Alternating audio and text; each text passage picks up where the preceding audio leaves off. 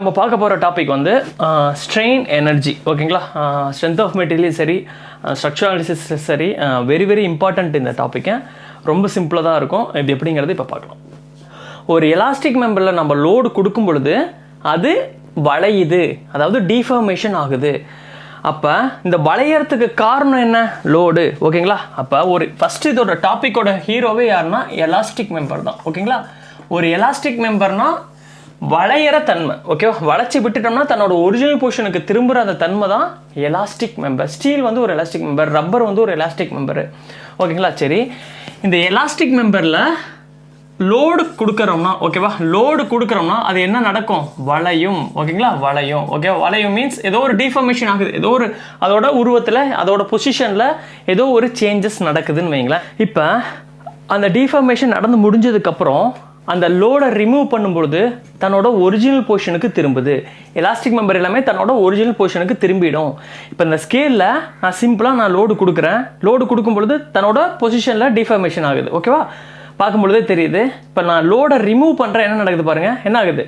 தன்னோட ஒரிஜினல் பொசிஷனுக்கு திரும்புது. அப்போ என்ன நடக்குது? நான் லோடு கொடுத்து வச்சிருக்கும் பொழுது அதுக்குள்ளே ஒரு எனர்ஜி ஸ்டோர் ஆகிக்குது. லோடை ரிமூவ் பண்ணும்பொழுது அந்த எனர்ஜியை ரிலீஸ் பண்ணுது. இப்போ நம்ம ஆல்ரெடி பார்த்துருக்கோம். இப்போ நான் லோடு கொடுக்கும்பொழுது கீழே அழுத்திருச்சு. ஓகேங்களா, அப்படின்னா இங்கே இருக்க ஸ்கேலை கீழே கொண்டு போனது நான் என்னோட பவரை யூஸ் பண்ணி நான் இங்கே இருக்க ஸ்கேலை கீழே அழுத்தியிருக்கேன். இவ்வளோ தூரம் அழுத்தியிருக்கேன். இந்த ஸ்கேல் இவ்வளோ தூரம் மூவ் ஆனதுக்கு காரணம் என்னோட எனர்ஜி. நான் தான் கொடுத்து இதை அழுத்தி வச்சிருக்கேன். ஓகேங்களா, நான் எக்ஸ்டர்னலாக கொடுக்குறேன். என்னோட எனர்ஜியை செலவு பண்ணி இப்படி கொடுத்துட்டேன். ஓகேங்களா, இப்போ நான் லோடை ரிமூவ் பண்ணிட்டேன். ஸ்கேல் என்ன ஆகுது? ஒரிஜினல் பொசிஷனுக்கு திரும்புது. அப்படின்னா இப்படி இருந்த ஸ்கேலு ஆட்டோமேட்டிக்காக என்ன ஆகுது? ஸ்ட்ரெயிட் ஆகுது. அப்போ இப்படி இருந்த ஸ்கேலு ஸ்ட்ரெயிட் ஆகுதுன்னா என்ன அர்த்தம்? அதை யாரோ அசைக்கிறாங்க. ஸ்கேலுக்குள்ளே ஏதோ ஒரு விஷயம் அதை அசைச்சு அதை என்ன வைக்குது? ஆட வைக்குது. அப்படின்னா ஸ்கேலுக்குள்ளே என்ன எனர்ஜி, என்ன விஷயம் இருக்குன்னா, வெளிப்புறத்தில் கொடுத்த எனர்ஜி உள்ளே சேவ் ஆகிக்குது. லோடை ரிமூவ் பண்ணவுடனே அந்த எனர்ஜி ஆட்டோமேட்டிக்காக என்ன ஆகுது? ரிலீஸ் ஆகுது. எந்த ஒரு ஸ்கேலும் ஆட்டோமேட்டிக்காக திரும்பாது. ஓகேவா, எந்த ஒரு பொருளும் அசையுதுன்னா என்ன அர்த்தம்? அதை ஏதோ ஒரு பொருள் இயக்குதுன்னு தான் அர்த்தம். ஓகேங்களா, நான் லோடை ரிமூவ் பண்ணதுக்கப்புறம் அதே பொசிஷனில் தான் நின்றுக்கணும். ஆனால் என்ன ஆகுது? ஆடுது. அப்படின்றப்ப இந்த ஸ்கேலை ஆட்டுறது யாரு? ஸ்கேலை தன்னைத்தானே ஆட்டிக்குது. அப்படின்னா அதுக்குள்ளே என்ன இருக்குது? அதுக்குள்ளே எனர்ஜி ஸ்டோர் ஆகி வச்சிருக்கு. அப்போ அந்த எனர்ஜியை அதை ரிலீஸ் பண்ணும்பொழுது அதுக்குள்ளே ஒரு டிஃபார்மேஷன் நடந்து தன்னோட ஒரிஜினல் பொசிஷனுக்கு வருது. அப்படின்றப்ப என்ன அர்த்தம்? எலாஸ்டிக் மெம்பரில் வெளிப்புறத்துலேருந்து நம்ம கொடுக்கக்கூடிய எனர்ஜி, ஓகேங்களா, நல்லா பாருங்கள், வெளிப்புறத்துலேருந்து கொடுக்கக்கூடிய எனர்ஜிக்கு பேர் என்ன சொல்லலாம்? External energy. ஓகேவா, இந்த எக்ஸ்டர்னல் எனர்ஜி உள்ளே போய் இன்டர்னலாக ஸ்டோர் ஆகிக்குது. ஓகே, அப்போ இந்த எக்ஸ்டர்னல் எனர்ஜி கொடுக்குற எக்ஸ்டர்னல் எனர்ஜி உள்ளே போய் ஸ்டோர் ஆகிக்குது. எக்ஸ்டர்னல் லோடை ரிமூவ் பண்ண போகிறோம். அந்த இன்டர்னல் எனர்ஜி தன்னோட ரிலீஸ் பண்ண ஆரம்பிக்குது. ஓகேங்களா, இதுதான் வந்து சாதாரணமாக ஸ்ட்ரெயின் எனர்ஜி ஒரு எலாஸ்டிக் மெம்பரில் ஸ்டோர் ஆகிறது நம்ம பார்த்துருப்போம். ஓகேங்களா, இப்போ இந்த ஸ்ட்ரெயின் எனர்ஜிக்கு இன்னொரு பேர் என்ன சொல்லுவாங்கன்னா ரெசிலியன்ஸ்னு சொல்லுவாங்க.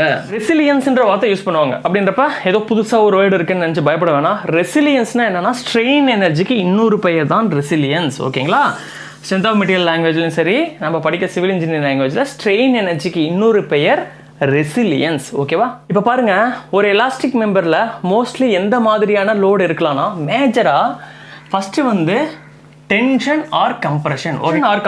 டென்ஷன் ஆர் கம்ப்ரெஷன் என்னது? ஆக்சியல் லோடிங்னு அர்த்தம். இது ஒரு எலாஸ்டிக் மெம்பர்னு வச்சுக்கிட்டா இதோட ஆக்சிஸ் இதுதான். ஓகேங்களா, இப்போ இந்த ஆக்சிஸில் கொடுக்கக்கூடிய லோடிங் தான் டென்ஷன் ஆர் கம்ப்ரெஷன். அப்படின்னா இந்த டென்ஷன் ஆர் கம்ப்ரெஷனுக்கு இன்னொரு பேர் என்ன சொல்லுவாங்கன்னா ஆக்சியல் லோடிங் அப்படின்னு சொல்லுவோம். அப்போ இந்த ஆக்சிஸில் பிடிச்சி நம்ம இழுக்கும் பொழுது அது டென்ஷனாகவும், பிடிச்சி அமுக்கும் பொழுது அது கம்ப்ரெஷனாகவும் மாற்றப்படுது. அப்போ ஃபஸ்ட்டு விஷயம் நமக்கு என்ன தெரியும்னா, டென்ஷன் லோடு இருக்கலாம் அல்லது கம்ப்ரெஷன் லோடு இருக்கலாம், சிம்பிளாக. ஓகேவா, ரெண்டாவது லோடு வந்து என்னன்னா பெண்டிங். ஓகேங்களா, பெண்டிங் எங்கே இருக்கும் அப்படின்னா பீம் எல்லாமே பெண்டிங் தான். இப்போ இங்கே ஒரு பீம் வச்சுட்டு நம்ம லோடு கொடுத்தோம்னா என்ன ஆகுது? வளையுதுன்னு சொல்லுவோம். நம்ம இப்படி ஆகிறது பேர் டென்ஷன் சொல்லுவோமா, இல்லை கம்ப்ரெஷன் சொல்லுவோமா? சொல்ல மாட்டோம். ஒரு ஸ்கேல் மேலேயும் கீழே இப்படி போகுதுன்னா அது பேர் வளையுதுன்னு தான் சொல்லுவோமோ ஒழிய இது டென்ஷன் ஆகுது இல்லை கம்ப்ரெஷன் ஆகுதுன்னு சொல்ல மாட்டோம். மேபி இப்படி பிடிச்சி இழுத்தா தான் அது டென்ஷன் ஆகுதுன்னு சொல்லுவோம், பிடிச்சி அமுக்குனா அது கம்ப்ரெஷன் ஆகுதுன்னு சொல்லுவோம் ஒழிய இப்படி மேலேயும் கீழேயும் போயிட்டு வந்துட்டு இருந்தால் அது பேர் டென்ஷன் ஆர் கம்ப்ரெஷன் சொல்ல மாட்டோம், அது பேர் பெண்டிங்னு சொல்லுவோம். அப்போ பெண்டிங்னா என்ன அர்த்தம்னா, இப்படி ஒன்று கொடுத்து மேலே லோடு கொடுக்கும் பொழுது வளையுது பார்த்தீங்களா, இந்த வளையிறது பேர் தான் பெண்டிங். அப்போ எலாஸ்டிக் மெம்பரில் ரெண்டாவது டைப் ஆஃப் டிஃபார்மேஷன் எப்படி நடக்க வாய்ப்பு இருக்குன்னா பெண்டிங் நடக்க வாய்ப்பு இருக்குது. பெண்டிங்க்கு இன்னொரு பேர் ஃப்ளக்சர். ஓகேங்களா, ஃப்ளக்சுரல் மெம்பர், ஃப்ளக்சர்னாலும் பெண்டிங்னாலும் ஒன்று தான். அடுத்து நம்பர் 3 வந்து இதில் ஷியர் நடக்க வாய்ப்பு இருக்குது. ஷியர்னா பியூர் ஷியர் நடக்க வாய்ப்பு இருக்குது. இந்த பியூர் ஷியர்னா என்ன கண்டிஷனுங்கிறது நம்ம நடத்தும் பொழுது பார்க்கலாம். ஒன்லி ஷியர் மட்டுமே இதில் ஆக்ட் ஆகிறதுக்கான வாய்ப்பு இருக்குது. நம்பர் 4 வந்து இதில் டார்ஷன் ஆக்ட் ஆக வாய்ப்பு இருக்குது. டார்ஷன் அப்படின்னா திருப்புறது. ஓகேங்களா, இப்படி ஒரு மெம்பர் இருக்குன்னா ஒன்லி இப்படி பிடிச்சி திருப்புறது தான் டார்ஷன். ஓகேவா நம்ம சொல்லுவோம். அப்போ டார்ஷன் நடக்க வாய்ப்புகள் இருக்குது. ஓகேங்களா, இப்போ நல்லா யோசிச்சு பாருங்கள். டார்ஷன் கொடுக்குறப்பையும் டென்ஷன் ஆர் கம்ப்ரெஷன் இருக்கும் பொழுதும் அந்த மெட்டீரியல் பிஹேவ் பண்ணுற தன்மையே வேறையாக மாறிடும். ஓகேங்களா, இப்போ உங்கள் கையை இப்போ நீங்கள் இப்படி பிடிச்சி இழுக்கிறதுக்கும் அழுத்துறதுக்கும் திருவறதுக்கும் வித்தியாசமான வழியை நம்மளால் ஃபீல் பண்ண முடியும். கரெக்டு தானே? இப்போ நம்ம கையை பிடிச்சி அவனை ஒருத்தன் இழுக்கிறான், ஆனால் அழுத்துறான், அப்போ நமக்கு வேறு மாதிரி ஃபீல் கிடைக்கும். அதே நம்ம கையை பிடிச்சி இப்படி திருவுறோம், அப்போ வேறு மாதிரியான ஒரு ஃபீலை நம்ம உடம்பே ஃபீல் பண்ணுது. அப்போ நம்ம உடம்பு ஒரு வகையான மெட்டீரியல் தான். அப்போ மெட்டீரியலுக்குள்ளேயும் அதோட ஸ்ட்ரெஸ்ஸஸ்லேயும் சேஞ்சஸ் நடக்கும் வெவ்வேறு மாதிரி. ஒரே லோடிங்கை நாம் பிடிச்சி இழுக்கிறதப்ப அது ஒரு மாதிரியான ஒரு எஃபெக்டையும், அதே லோடிங்கை பிடிச்சி என்ன பண்ணுறது திருப்புறப்பையும் நமக்கு வேறு மாதிரியான எஃபெக்டும் உள்ளே நடக்கும். அப்போ ஒவ்வொன்றுமே வேறு, இது எல்லாமே சேம் கிடையாது. டென்ஷன் கம்ப்ரெஷனுங்கிறது வேறு வகையான எஃபெக்ட் அந்த மெட்டீரியலுக்குள்ளே உருவாக்கும். பெண்டிங் ஃப்ளெக்சருங்கிறது வேறு மாதிரியான எஃபெக்டை உருவாக்கும். பியூர் ஷியரும் டார்ஷனும் அப்படி தான், ஒவ்வொன்றும் வெவ்வேறு விதம். ஓகேங்களா, வெவ்வேறு வகையான இந்த மேஜர் இந்த 4 தான், இந்த 4 வகையான லோடிங் தான் ஒரு மெம்பருக்குள்ளே கொடுக்க முடியும். அப்போ இந்த ஒவ்வொரு லோடிங் கொடுக்கும் பொழுதும் அந்த மெம்பருக்குள்ளே எவ்வளோ ஸ்ட்ரெயின் எனர்ஜி ஸ்டோர் ஆகுது அப்படிங்கிறது நம்ம தெரிஞ்சுக்கலாம். சரி, ஆக்சுவலாக நம்ம ஸ்ட்ரெயின் எனர்ஜி எதுக்கு தான் படிக்கணும்? ஸ்ட்ரெயின் எனர்ஜியை வச்சுக்கிட்டு நம்மளால் டிஃப்ளெக்ஷன் எவ்வளோ இருக்குன்னு கண்டுபிடிச்சிட முடியும். இப்போ பாருங்களேன், நம்ம ஆல்ரெடி இதுக்கு நம்ம ஒரு வீடியோ போட்டிருப்போம். ஒரு பீமில் லோடிங் கொடுக்கும் பொழுது வளையுது, அப்போ அதோட ஸ்ட்ரெயின் எனர்ஜி எவ்வளோன்னு நம்ம கண்டுபிடிச்சி வச்சுட்டோம்னா ஸ்ட்ரெயின் எனர்ஜியை வச்சுக்கிட்டு அதுக்குள்ளே இவ்வளோ டிஃப்ளெக்ஷன் இருக்குன்னு கண்டுபிடிக்கலாம். அப்போ ஸ்ட்ரெயின் எனர்ஜி நமக்கு நிறையா விதத்தில் யூஸ் ஆகும். இதுக்குள்ளே எவ்வளோ ஸ்ட்ரெயின் எனர்ஜி ஸ்டோர் ஆகிக்குன்னு கண்டுபிடிச்சி வச்சுக்கிட்டோம்னா அதை வச்சுக்கிட்டு பின்னாடி நம்ம அதில் எவ்வளோ டிஃப்ளெக்ஷன் இருக்குது அப்படிங்கிற சில விஷயங்களையும் நம்மளால் ஈஸியாக கண்டுபிடிச்சிட முடியும். அப்போ அனலைசிஸ், ஒரு மெம்பரை அனலைசிஸ் பண்ணுறதுக்கு ஒரு கொடுக்குற லோடிங்கை பொறுத்து அதுக்குள்ளே எவ்வளோ ஸ்ட்ரெயின் எனர்ஜி ஸ்டோர் ஆகுங்கிறது கண்டுபிடிக்கிறது ரொம்ப ரொம்ப ஒரு இம்பார்ட்டண்டான விஷயமா இருக்குது. இப்போ ஒவ்வொன்றா அதில் இருக்க ஒவ்வொன்றா எடுத்துக்கிட்டு நம்ம அனலைஸ் பண்ணுவோம். ரொம்ப சிம்பிளாக தான் இருக்க போகுது இது. நம்ம ஃபஸ்ட்டு டென்ஷன் ஆர் கம்ப்ரெஷன் பார்க்கலாம். ஏன் டென்ஷனும் கம்ப்ரெஷனும் ஒரே இதில் லைனில் எழுதுகிறோம்? ஏன் ரெண்டுக்குமே ஒன்றா அப்படின்னா கிட்டத்தட்ட ரெண்டுமே ஒன்று தான். ஓகேங்களா, இப்போ ஒரு எலாஸ்டிக் மெம்பரை நீங்கள் பிடிச்சி இழுத்தாலும் சரி, அதை பிடிச்சி அமுக்குனாலும் சரி, அதுக்குள்ளே ஏற்படக்கூடிய பிஹேவியர்ஸ் கிட்டத்தட்ட டென்ஷனுக்கும் கம்ப்ரெஷனுக்கும் ஒரே மாதிரியே தான் இருக்குது. ஓகேங்களா, அதனால தான் டென்ஷனையும் கம்ப்ரெஷனையும் ஒரே லைனில் நம்ம எழுதுகிறோம். ஆக்சுவலாக ஸ்டீல் வந்து ஒரு எலாஸ்டிக் மெம்பர். இப்போ ஸ்டீல் வந்து இப்போ ஸ்டீலை ஃபுல்லாக நம்ம எடுத்து அனலைஸ் பண்ணுவோம். ஒரு ஸ்டீலை நீங்கள் பிடிச்சி இழுக்கிறீங்கன்னா வைங்களேன், அதுக்குள்ளே ஏற்படக்கூடிய பிஹேவியரும் அதே ஸ்டீலுக்கு அதே லோட கம்ப்ரெஷன் பண்ணுறீங்கன்னா அப்படிங்களேன், அழுத்துறீங்கன்னா வைங்களேன், அதுக்குள்ளே ஏற்படக்கூடிய பிஹேவியரும் கிட்ட சேமாக இருக்கும். அடுத்த விஷயம் பார்ப்போம். இப்போ இதுக்குள்ளே எவ்வளோ ஸ்ட்ரெயின் எனர்ஜி ஸ்டோர் ஆகிருக்கு. இப்போ நம்மளோட டாபிக் ஃபுல்லாகவே என்னது? ஸ்ட்ரெயின் எனர்ஜி எவ்வளோ ஸ்டோர் ஆகிருக்குன்னு கண்டுபிடிக்கிறது தான். ஓகேவா, இப்போ ஒரு நம்ம ஆல்ரெடி ஆர்சிசியில் போட்டிருப்போம். ஒரு மைல்டு ஸ்டீல் மெம்பரை எடுத்துக்கிட்டு நம்ம லோடிங் கொடுக்கும் பொழுது அதுக்குள்ளே எந்த மாதிரியான டிஃபர்மேஷன் நடக்குங்கிறத நம்ம டீட்டெயில்டாக ஆர்சிசியில் அந்த ஸ்டீல் அந்த இதில் வந்து நம்ம தெளிவாக சொல்லியிருப்போம். அந்த டயக்ராம் எப்படி வரும்னா, இப்போ பாருங்கள், சிம்பிளாக நான் பண்ண போகிறேன். இப்போ சிம்பிளாக நான் எடுத்துக்கிறேன்னு. இப்போ நான் ஆல்ரெடி சொல்லியிருக்கேன், டென்ஷனையும் கம்ப்ரெஷனையும் கிட்டத்தட்ட சேம் எஃபெக்ட் இருக்கிறனால டென்ஷனை மட்டும் எடுத்து அனலைஸ் பண்ணுவோம். ஒரு மெம்பர், இந்த ஸ்டீல் மெம்பரை பிடிச்சி, இது steel member is elastic member. இந்த ஸ்டீல் மெம்பரை பிடிச்சி நான் ஆக்சியல் லோடிங் கொடுக்குறேன், ஆக்சியலாக பிடிச்சி இழுக்கிறேன், டென்ஷன் கொடுக்குறேன். அப்போ நான் என்ன பண்ண போகிறேன்? எக்ஸ் ஆக்சிஸில் என்ன எழுதுவோம்? டிஃபர்மேஷன், அதை எழுதுகிறோம். ஓகேங்களா, டிஃபர்மேஷன் எவ்வளோ சேஞ்சிங் லென்த் ஆகிருக்கு அப்படிங்கிறத எழுதுகிறேன். சேஞ்சிங் லென்த்து இங்கே மேலே லோடு எழுதுகிறேன், ஒய் ஆக்சிஸில் லோடு. ஓகேங்களா, அதாவது ஃபஸ்ட்டு என்ன இருக்கும்? அந்த மிஷினுக்குள்ளே வச்சுட்டு மிஷினுக்குள்ளே வச்ச உடனே கொஞ்சம் கொஞ்சமாக சேஞ்சிங் லென்த் நடந்துட்டு போயிட்டே இருக்கும். மிஷினுக்கு இந்த பக்கம் ஒரு லோடிங் வந்து அந்த பிடிச்சி இழுக்கிறதுக்கு எவ்வளோ லோடு தேவைப்படுதுங்கிறத மெஷர் பண்ணி காமிச்சிட்டே இருக்கும். இப்போ நான் என்ன பண்ணுறேன்?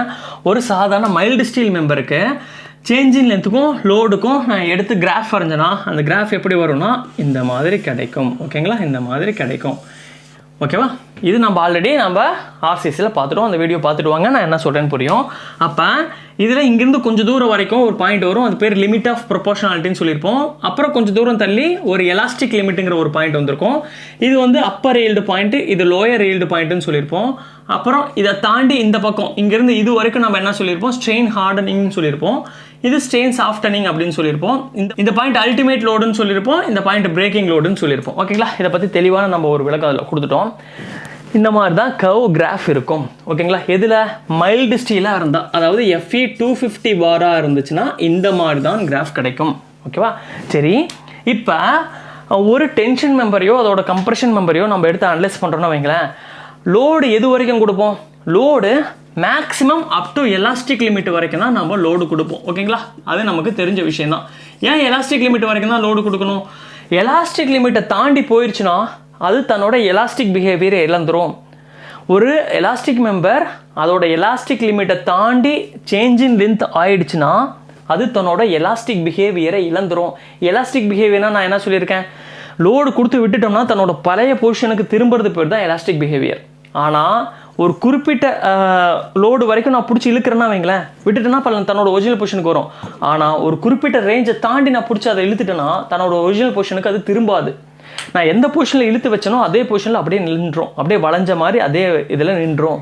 தன்னோட ஒரிஜினல் பொசிஷனுக்கு திரும்புகிற அந்த பவரை இழந்துரும். அப்போ அதுக்குள்ளே இருக்க எலாஸ்டிக் பிஹேவியரை இழந்துரும். எலாஸ்டிசிட்டியை தாண்டி பிளாஸ்டிக் பிஹேவியருக்குள்ளே போயிடும். பிளாஸ்டிக் பிஹேவியர்னா என்ன அர்த்தம்னா, இப்போ ஒரு பபுள் காமை பிடிச்சி இழுத்து விட்டுட்டிங்கன்னா பழைய பொசிஷனுக்கு போகுமா? போகாது. அதே ஒரு லப்பர் பேண்டை பிடிச்சி இழுத்திங்கன்னா பழைய பொசிஷனுக்கு போகும். அப்போ லப்பர் பேண்டுக்குள்ளே எலாஸ்டிக் பிஹேவியர் இருக்குது, பபுள் கம்குள்ளே பிளாஸ்டிக் பிஹேவியர் இருக்குது. பிளாஸ்டிக் பிஹேவியர்னா லோடு கொடுத்தோம்னா அப்படியே வரும், பிடிச்சி இழுக்கு அப்படியே வந்துகிட்டே இருக்கும். விட்டுட்டிங்கன்னா பழைய பொசிஷனுக்கு திரும்பாது. எவ்வளோ இழுத்து இருக்கோ அதே பொசிஷனில் அப்படியே நின்றோம். ஓகேங்களா, அது பேர் தான் பிளாஸ்டிக் பிஹேவியர். அப்போ நம்ம எப்பயுமே லோடை வந்து மெம்பருக்கு ஸ்ட்ரென்த் ஆஃப் மெட்டீரியலை பொறுத்த வரைக்கும் சரி, சப்ஸ்டான்சஸை பொறுத்த வரைக்கும் சரி, நம்ம ஒரு எலாஸ்டிக் மெம்பரை யூஸ் பண்ணுற மேக்ஸிமம் பாயிண்ட் எது தான்? எலாஸ்டிக் லிமிட் தான். அது வரைக்கும் தான் அதை யூஸ் பண்ண முடியும். அதுக்கு மேலே அதை யூஸ் பண்ணுறது வேஸ்ட்டு. தன்னோட ஒரிஜினல் பொசிஷனுக்கு திரும்பாது, அது வளைஞ்சிரும். அப்போ அதில் லோடு கொடுக்குறத வேஸ்ட்டு. அது கிட்ட பிரேக் ஆன மாதிரி தான். ஓகே, ஆக்சுவலாக ஒரிஜினல் பிரேக்கிங் பாயிண்ட் இங்கே தான் நடக்குது. இந்த பாயிண்ட்லேயே இந்த பாயிண்ட்டுக்கு மேலேயே நம்மளால் யூஸ் பண்ணிக்க முடியாது. இதை ஒருவேளை எலாஸ்டிக் லிமிட்டு நம்ம வச்சுக்கிட்டோம்னா எலாஸ்டிக் லிமிட்டுக்கு மேலேயே நம்ம யூஸ் பண்ண முடியாது. ஆனால் இங்கே போய் தான் ஆக்சுவலாக பிரேக் ஆகும். அதாவது நான் இதுக்கு வந்து ஒரு உதாரணம் சொல்லியிருப்பேன். நம்ம கையில் நம்ம ஒரு குறிப்பிட்ட லோடை எடுக்கிறோன்னு வைங்களேன். இப்போ என் கையால் 100 கிலோவை தாங்க முடியும். 100 கிலோவை தூக்கிட்டு விட்டுட்டேன்னா என் கை சரியாயிடும். ஓகே, ஒன்றும் பிரச்சனை இல்லை. லைட்டாக வலிக்கும், 100 கிலோ தூக்கும்பொழுது வலிக்கும். விட்டுட்டேன்னா நான் பழைய வேலைகளை ஆரம்பிச்சிருவேன்.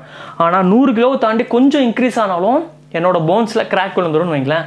அப்போ 100 கிலோவுக்கு மேலே ஒரு 100 கிராம் எக்ஸ்ட்ரா ஆட் பண்ணுறேன். அப்போ என்ன ஆயிடுச்சு? போன் கிராக்ஸ் ஆகிடுச்சு. உடையில, கை ரெண்டாக உடையில, ஆனால் லைட்டாக கிராக் ஆகிடுச்சிருச்சு. இப்போ லோடை ரிமூவ் பண்ணிட்டேன்னா இந்த கையை என்ன பண்ண முடியாது? மறுபடியும் பழைய வேலையை செய்ய முடியாது. ஏன்னா சின்ன கிராக் விட்டுட்டாலும் என்ன பண்ண முடியாது? மறுபடியும் யூஸ் பண்ண முடியாத மாதிரி போயிடும். அதே தான் ஒரிஜினல் பிரேக்கிங் பாயிண்ட் இங்கே நடக்குது. அப்படியே கை ரெண்டாக பிச்சுட்டு போகிற மாதிரியே ஒரிஜினல் பிரேக்கிங் பாயிண்ட் இங்கே தான் நடக்குது. ஆனால் எலாஸ்டிக் லிமிட்டுங்கிறது அதில் கிராக் விழுற மாதிரி. அந்த லிமிட்டை தாண்டி நம்ம அந்த மெம்பரை யூஸ் பண்ணக்கூடாது, எலாஸ்டிக் மெம்பர். அப்போ மேக்ஸிமம் நம்ம ஒரு எலாஸ்டிக் மெம்பரை அதோட எலாஸ்டிக் லிமிட் வரைக்கும் யூஸ் பண்ணிக்கலாம், தவறு கிடையாது. ஓகேங்களா, அடுத்த விஷயம் நம்ம பார்ப்போம். இப்போ நம்ம பார்த்துட்டு இருக்க டாபிக் வந்து ஸ்ட்ரெயின் எனர்ஜி. அப்போ ஒரு டென்ஷன் ஆர் கம்ப்ரெஷன் மெம்பருக்கு ஆக்சுவலாக கிட்டத்தட்ட இதே மாதிரி தான் கிராஃப் வரும். கொஞ்சம் எலாஸ்டிக் லிமிட்டை தாண்டி வேறு மாதிரி மாறிடும். எலாஸ்டிக் லிமிட் வரைக்கும் டென்ஷனுக்கும் கம்ப்ரெஷனுக்கும் கிராஃப் ஒரே மாதிரியாக தான் இருக்கும். இந்த எலாஸ்டிக் லிமிட்டை தாண்டினதுக்கப்புறம் தான் டென்ஷனுக்கு வேறு மாதிரி, கம்ப்ரெஷனுக்கு வேறு மாதிரி மாறும். ஆனால் நமக்கு தெரியும் ஒரு மெம்பர் தன்னோட எலாஸ்டிக் லிமிட் வரைக்கும் தான் யூஸ். அதுக்கு மேலே அது எப்படி இருந்தால் என்ன? அதனால தான் டென்ஷனுக்கும் கம்ப்ரெஷனுக்கும் சேம் தான், ஒன்றும் பிரச்சனை இல்லை. இப்போ பாருங்கள், இப்போ நம்ம பார்த்துட்டு இருக்க டாபிக் என்னது? ஸ்ட்ரெயின் எனர்ஜி ஸ்டோர்டு அப்படின்றப்ப இந்த ஒரு டென்ஷன் கம்ப்ரெஷன் மெம்பர் எலாஸ்டிக் மெம்பருக்கு ஸ்ட்ரெயின் எனர்ஜி ஸ்டோர் எப்படி கண்டுபிடிக்கிறது? Area of the load deformation curve தான் ஸ்ட்ரெயின் எனர்ஜியா. ஸ்ட்ரெயின் எனர்ஜியோட சிம்பிள் யூன்னு நம்ம போடுவோம், கேபிட்டல் யூ போடுவோம். அப்போ ஸ்ட்ரெயின் எனர்ஜி கண்டுபிடிக்கிறதுக்கு ஃபார்முலா என்னது? ஸ்ட்ரெஸ் ஸ்ட்ரெயின் கவோட ஏரியா கண்டுபிடிச்சோம்னா போதும். அதுலேருந்து என்ன பண்ணிடலாம்? ஸ்ட்ரெயின் எனர்ஜி எடுத்துடலாமா? அப்போ நமக்கு ஆல்ரெடி நமக்கு தெரியும், நான் என்ன சொல்லியிருக்கேன், இந்த எலாஸ்டிக் லிமிட்டுக்கு மேலே இந்த மெட்டீரியல் யூஸ் ஆகாது. அப்போ இதுக்கும் இந்த பக்கம் எப்படி இருந்தால் என்ன? இதை நம்ம வந்து மறந்துடலாம். இதுக்கு மேலே இது எப்படி இருந்தாலும் என்ன? இதை மறந்துடலாம். இதுக்குள்ளே இருக்க ரீஜியன் மட்டும் நம்ம கால்குலேட் பண்ணுவோம். இப்போ பாருங்கள், லோடு டிஃபர்மேஷன். அப்போ லோடுக்கும் டிஃபர்மேஷனுக்கும் நான் ஒரு கவ் போட்டேன்னா எப்படி கிடைக்கும்? இந்த முக்கோண வடிவில் கிடைக்கும். நமக்கு தெரியும் up to limit of proportionality வரைக்கும் கோடு ஸ்ட்ரெயிட்டாக போகும். அதுக்கு மேலே கொஞ்சம் எப்படி போகும்? லைட்டாக. ஏன்னா stress directly proportional to strain up to limit of proportionality வரைக்கும் தான். அதை தாண்டி போயிடுச்சுன்னா அது ஒர்க் ஆகாது கிட்டத்தட்ட. ஆனால் இது கிட்டத்தட்ட பார்க்கறதுக்கு எப்படி தான் இருக்குது? ஒரு ட்ரையாங்கிள் ஷேப்பில் தான் இருக்குது. அப்போ இந்த ட்ரையாங்கிளோட ஏரியா தான் வந்து என்னவா? Strain energy. லோடுக்கும் டிஃபர்மேஷனுக்கும் நம்ம ஒரு கவ் வரைய போகிறோம். அப்போ அந்த கவ் எப்படி தான் போகுது? ஸ்ட்ரெயிட் லைனாக தான் போகுது கிட்டத்தட்ட. ஓகேங்களா, கிட்டத்தட்ட எலாஸ்டிக் லிமிட் வரைக்கும் ஸ்ட்ரெயிட் லைன் தான். அதை தாண்டி இருக்க கவுக்கு நமக்கு வேலை கிடையாது, அதனால் அதை ரிமூவ் பண்ணி தூக்கிட்டோம். இப்போ மீதி இருக்க இந்த ரீஜியன் மட்டும் நாம் இதுக்கு ஏரியா கண்டுபிடிச்சா போதுமா, அதுக்கு ஸ்ட்ரெயின் எனர்ஜி கண்டுபிடிச்சிடலாமா? இப்போ பாருங்கள், நான் வந்து ஒரு குறிப்பிட்ட பாயிண்ட் வரைக்கும், இந்த பாயிண்ட் வரைக்கும் இது இழுக்கிறதுக்கு இவ்வளோ தூரம் இழுத்துருக்கேன்னு வைங்களேன். சேஞ்சிங்லேருந்து இவ்வளோ தூரம் இழுத்துருக்கேன். ஒரு மெம்பரை லைட்டாக இங்கேருந்து இது வரைக்கும் இழுத்துருக்கேன். அப்போ கவ் இங்கேருந்து இது வரைக்கும் கிடைக்குது. அப்போ இப்போ இந்த அளவு இழுத்ததுக்கு அதுக்குள்ளே எவ்வளோ ஸ்ட்ரெயின் எனர்ஜி ஸ்டோர் ஆயிருக்குன்னா, இந்த ரீஜியனுக்கு நம்ம ஏரியா கண்டுபிடிச்சா போதும். அப்போ இதுக்கு ஏரியா என்னது, இங்கேருந்து இது வரைக்கும் சேஞ்சிங் லென்த், இங்கேருந்து இது வரைக்கும் ஒரு குறிப்பிட்ட லோடு பின்னு வச்சுக்கலாமே. அப்போ சொல்லுங்கள், ஏரியா இந்த முக்கோணத்துக்கான ஏரியா என்னது, ½ into changing length into P. ஓகேங்களா? ஓகே. அப்போ சேஞ்சிங் லென்த்துக்கான ஃபார்முலா என்னது, இங்கேருந்து இது வரைக்கும் நமக்கு தெரியும், இது வந்து எதுக்குள்ளே இருக்குது, இந்த இடத்துல ஹூக்ஸில் வந்து வேலிட் ஆகும். அப்போ stress directly proportional to strain, stress is equal to strain into Young's modulus. அப்போ ஸ்ட்ரெயின் பதிலாக என்ன ஃபார்முலா எழுதலாம், சேஞ்சிங் லென்த் பை ஒரிஜினல் லென்த்துன்னு எழுதலாம்.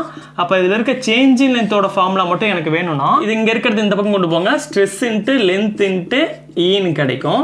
Stress is equal to load by area, அப்போ PL பை ஏஇன்னு கிடைக்கும். ஓகேங்களா? நம்ம ஆல்ரெடி படிச்சிருப்போம், சேஞ்சிங் லென்த்துக்கான ஃபார்முலா PL பை ஏஇன்னு படிச்சிருப்போம். அப்போ சேஞ்சிங் லென்த்துக்கு பதிலாக என்ன எழுதிக்கலாம், PL பை ஏஇன்னு எழுதுங்க இன்ட்டு பி. ஓகேவா? PL பை ஏ இன்ட்டு பின்னு கிடைக்கும். இதை அடிச்சு போட்டால் என்ன கிடைக்கும், P²L பை 2AEன்னு கிடைக்கும். ஓகேவா? இதுதான் ஸ்ட்ரெயின் எனர்ஜி. இது வரைக்கும் நான் என்ன சொல்லியிருக்கேன், ஸ்ட்ரெயின் எனர்ஜிக்கு இன்னொரு ஃபார்முலா ரெசிலியன்ஸ். அப்போ ரெசிலியன்ஸ் இஸ் ஈக்குவல் டு ஒரு பிடிச்சி ஆக்சியல் டென்ஷனாக இருந்தாலும் சரி, ஆக்சியல் கம்ப்ரெஷனாக இருந்தாலும் சரி, ஸ்ட்ரெயின் எனர்ஜிக்கான ஃபார்முலா P²L பை 2AE. அவ்வளோதான், வேலை முடிஞ்சிச்சு. P²L by 2AE. ஓகேங்களா? இது ஒன்றும் பிரச்சனை இல்லை. சேஞ்ச் லென்த்துக்கான ஃபார்முலா PL பை ஏஇ. இது எப்படி வந்துச்சுன்னா இப்படி தான் வந்துச்சு, ஹூக்ஸ்ல இருந்து நம்ம வெளியே எடுத்துருக்கோம், PL பை ஏஇன்னு கிடைச்சிருச்சு. அது கொண்டு வந்து நம்ம இங்கே அப்ளை பண்ணோம்னா நமக்கு இந்த ஃபார்முலா கிடைச்சிடும். சரி, ஓகே. மேக்ஸிமம் எந்த அளவுக்கு நம்ம இதில் லோடிங் கொடுக்கலாம், மேக்ஸிமம் இதோட எலாஸ்டிக் லிமிட் வரைக்கும் நம்ம என்ன பண்ணலாம், லோடிங் கொடுக்கலாம். அப்போ இந்த வரைக்கும் மேக்ஸிமம் கொடுக்கலாம். அப்போ இப்போ சேஞ்ச் லென்த் எது வரைக்கும் கொடுக்குறேன், இது வரைக்கும் கொடுக்குறேன். அப்போ எவ்வளோ ஸ்ட்ரெயின் எனர்ஜி ஸ்டோர் ஆகிருக்கும், இந்த ஏரியா வரைக்கும் ஸ்டோர் ஆகிருக்கும். அப்போ இந்த லோடு வந்து பி. இப்போ இந்த லோடு தான் இப்போ பி ஆயிடுச்சு. அப்போ தன்னோட எலாஸ்டிக் லிமிட் வரைக்கும் நம்ம லோடு கொடுத்தோம்னா, அது வரைக்கும் தன்னோட சேஞ்ச் லென்த் கொடுத்தோம்னா, அப்போ அதுக்குள்ளே எவ்வளோ ஸ்ட்ரெயின் எனர்ஜி ஸ்டோர் ஆகிருக்குன்னா, அப்பையும் இதே ஃபார்முலா தான், P²L பை 2AE தான். இப்போ இந்த இடத்துல Pங்கிறது அப் டு எலாஸ்டிக் லிமிட் வரைக்கும். ஓகேங்களா? இது சேஞ்ச் லென்த்துங்கிறது அப் டு எலாஸ்டிக் லிமிட் வரைக்கும்.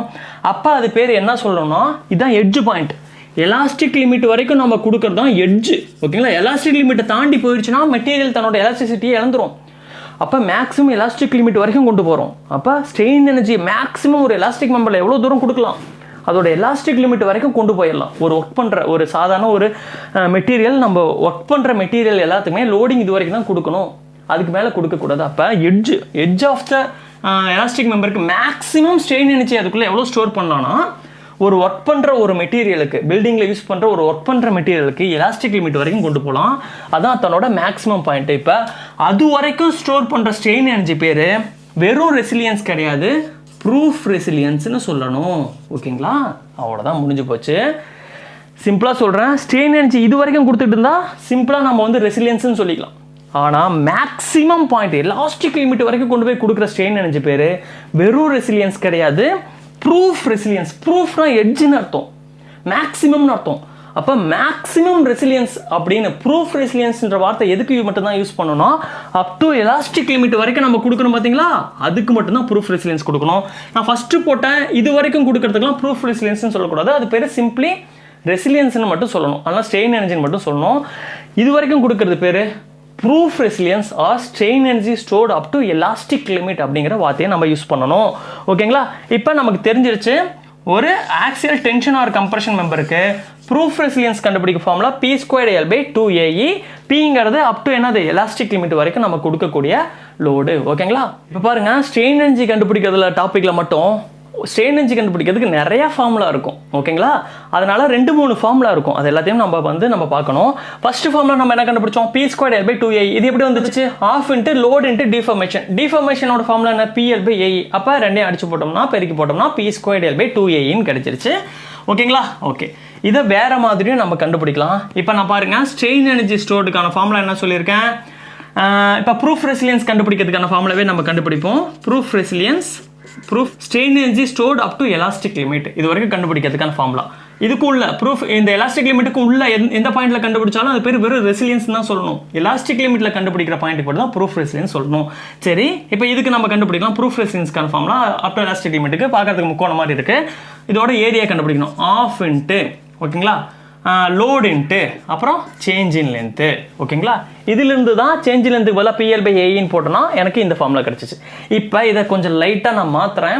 அப்போ எப்படி ஃபார்முலா மாறுதுன்னு பாருங்கள். இப்போ ஆஃப் இன்ட்டு ஓகேங்களா, பாருங்க இதே ஃபார்முலாவை நம்ம லைட்டாக மாற்றுவோம். இங்கே என்ன இருக்குது, லோடுன்னு இருக்குது. நமக்கு தெரியும் stress is equal to load by area. அதாவது ஸ்ட்ரெஸ்ஸுக்கு இந்த சிம்பிள் யூஸ் பண்ணுறேன். Stress is equal to P/A, அது நமக்கு தெரியும். இப்போ நான் என்ன பண்ண போகிறேன், இந்த Pயோட வேல்யூ மட்டும் நான் வச்சுக்கிட்டு இது ரெண்டு இங்கே கொண்டு வரேன். அப்போ load is equal to stress into ஏரியான்னு வரும். அப்போ இந்த ஃபார்முலாவுக்கு பதிலாக Pக்கு பதிலாக ஸ்ட்ரெஸ் இன்ட்டு ஏரியான்னு எழுதுறேன். அதே மாதிரி சேஞ்ச் இன் லென்த்துக்கு நான் இங்கே ஒரு ஃபார்முலா கண்டுபிடிச்சி வச்சுருக்கேன். என்னது, stress is equal to directly proportional to strain. அதை லைட்டாக மாற்றி போட்டோம்னா change in length is equal to strain into length divide by ஈன்னு வருது. அந்த ஃபார்முலாவை கொண்டு நான் இங்கே போடுறேன். ஸ்ட்ரெஸ்ஸுக்கு எஃப்ங்கிற சிம்பிளும் கொடுக்கலாம், இந்த சிக்மாங்கிற சிம்பிளும் கொடுக்கலாம். அப்போ sigma into length divide by ஈன்னு கொடுக்குறேன். ஓகேங்களா, அதாவது சேஞ்ச் இன் லென்த்துக்கு இந்த ஃபார்முலாவும் லோடுக்கு இந்த ஃபார்முலாவும் கொடுக்குறேன். இப்போ இதை லைட்டாக அடிச்சு போடுவோம். என்ன கிடைக்குது, sigma squared divide by 2E into area into லென்த்துன்னு கிடைக்குது.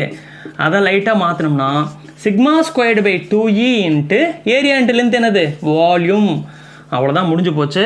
அப்போ இந்த ஃபார்முலாவும் நம்ம யூஸ் பண்ணலாம். இந்த ஃபார்முலாவும் ஒன்று தான். இதுக்குமே area of the load deformation கவுலேருந்து தான் எடுத்திருக்கோம். ஆனால் அதை லைட்டாக மாற்றி விட்டோம்னா இப்படியும் ஒரு ஃபார்முலா கிடைக்குது, இப்படியும் ஒரு ஃபார்முலா கிடைக்குது. அப்படின்றப்ப நம்ம எந்த ஃபார்முலா, ரெண்டு ஃபார்முலா யூஸ் பண்ணிக்கலாம். இந்த ஃபார்முலா யூஸ் பண்ணாலும் கரெக்டு தான், இந்த ஃபார்முலா யூஸ் பண்ணாலும் கரெக்டு தான்.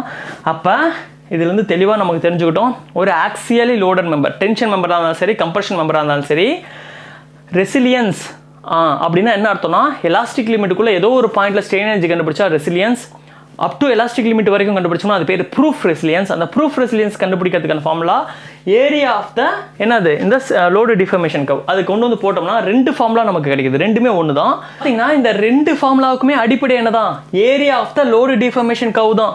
நம்ம லைட்டாக மாற்றி விடுறது மூலிமா இது ஒரு ஃபார்முலாவும் இப்படி ஒரு ஃபார்முலாவும் கிடைக்குது.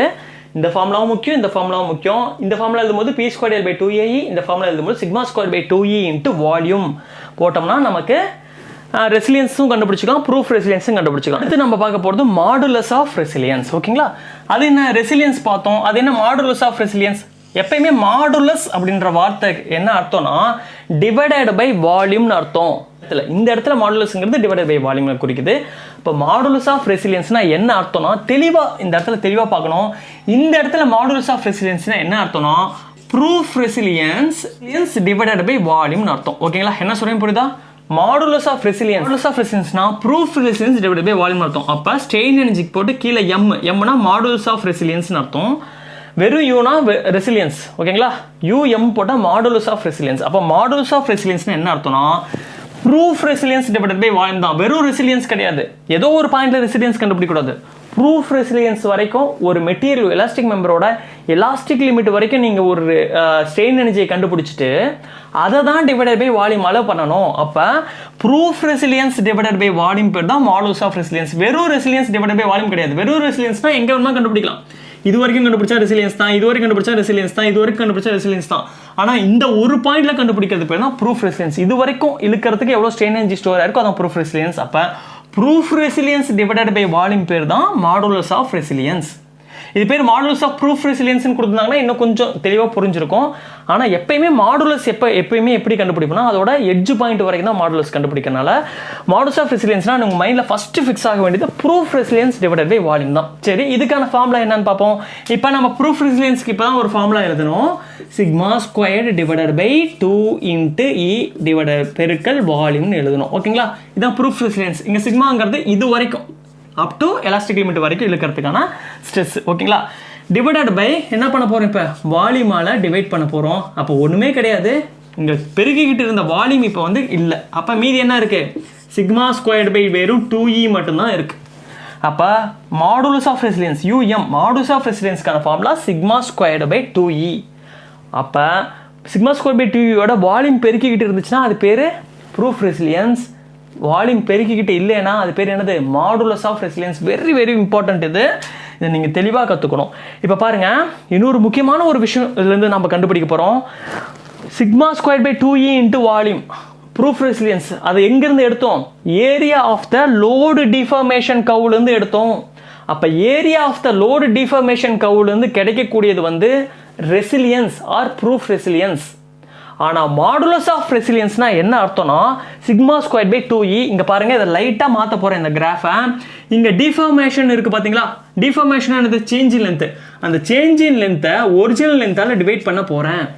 அதே மாதிரி இங்கே என்ன இருக்குது? லோடை வந்து area of the cross section area of the மெம்பரால் டிவைட் பண்ண போகிறேன்.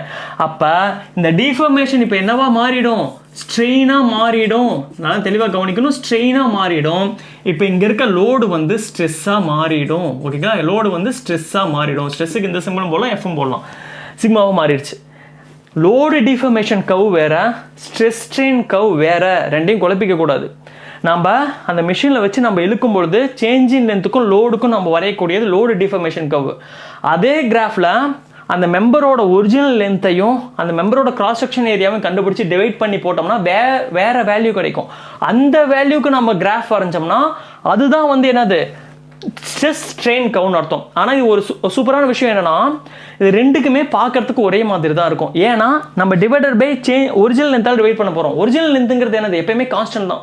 அதே மாதிரி இங்கே டிவைடர் பை ஏரியாவால் டிவைட் பண்ண போகிறோம். ஏரியா கிராஸ் செக்ஷன் ஏரியா எப்பயுமே கான்ஸ்டன்ட் தான். அப்போ இதான வடிவம் மாறாது, ஆனால் அதுக்குள்ளே இருக்க வேல்யூஸ் எல்லாமே மாறிடும். ஓகேங்களா? அப்போ சேஞ்ச் லோடு டிஃபார்மேஷன் கவ் வேறு, ஸ்ட்ரெஸ் ஸ்ட்ரெயின் கவ் வேறு. இப்போ நான் என்ன பண்ணிட்டேன்? லோடு டிஃபார்மேஷன் கர்வை ஸ்ட்ரெஸ் ஸ்ட்ரெயின் கவ்வாக மாற்றிட்டேன். என்னன்னா change in length deformation divide by லென்த்தாக போட்டு அதாவது change in length deformation divide by original லென்த்தால் டிவைட் பண்ணி டிஃபார்மேஷனை ஸ்ட்ரெயினாகவும் லோடு கிராஸ் செக்ஷன் ஏரியாவால் டிவைட் பண்ணி அதை என்ன பண்ணிட்டேன்? லோட ஸ்ட்ரெஸ்ஸாகவும் மாற்றி அதுக்கு ஒரு கவ் வரைகிறேன். ரெண்டும் பார்க்கறதுக்கு ஒரே மாதிரி தான் இருக்க போகுது. இப்போ இந்த கவுக்கு இந்த டயக்ராமுக்கு நான் வந்து area up to elastic limit எடுக்கிறேன்னு வைங்களேன். இப்போ இதுக்கு ஏரியா எடுக்கலாம். இதுக்கு ஏரியா என்னது? ஆஃப் இன்ட்டு இங்கிருந்து இது வரைக்கும் உள்ள பாயிண்ட் பேர் சேஞ்ச் இன் லென்த் கிடையாது. இது பேர் என்னது? ஸ்ட்ரெயின். ஓகேங்களா?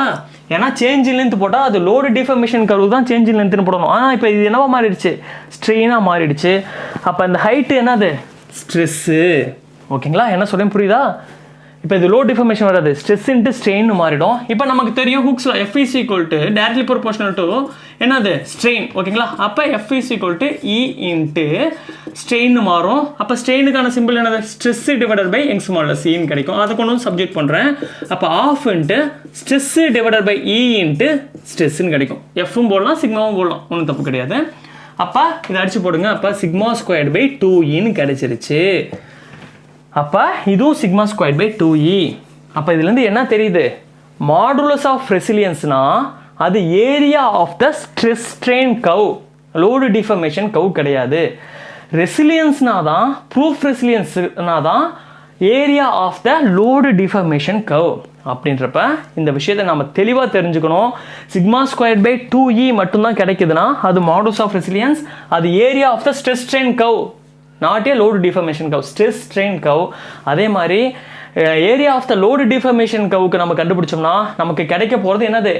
Resilience, proof resilience. ஓகேங்களா? பாருங்க, நம்ம சொன்னதோட ஒரு சுருக்கமாக என்ன சொல்ல போறோம்னா, area of the load deformation கவுலேருந்து நம்ம கண்டுபிடிச்சோம்னா அப் டு எலாஸ்டிக் லிமிட் வரைக்கும் நம்ம கண்டுபிடிச்சோம்னா கிடைக்க போகிறது ப்ரூஃப் ரெசிலியன்ஸ் நமக்கு கிடைக்கும்.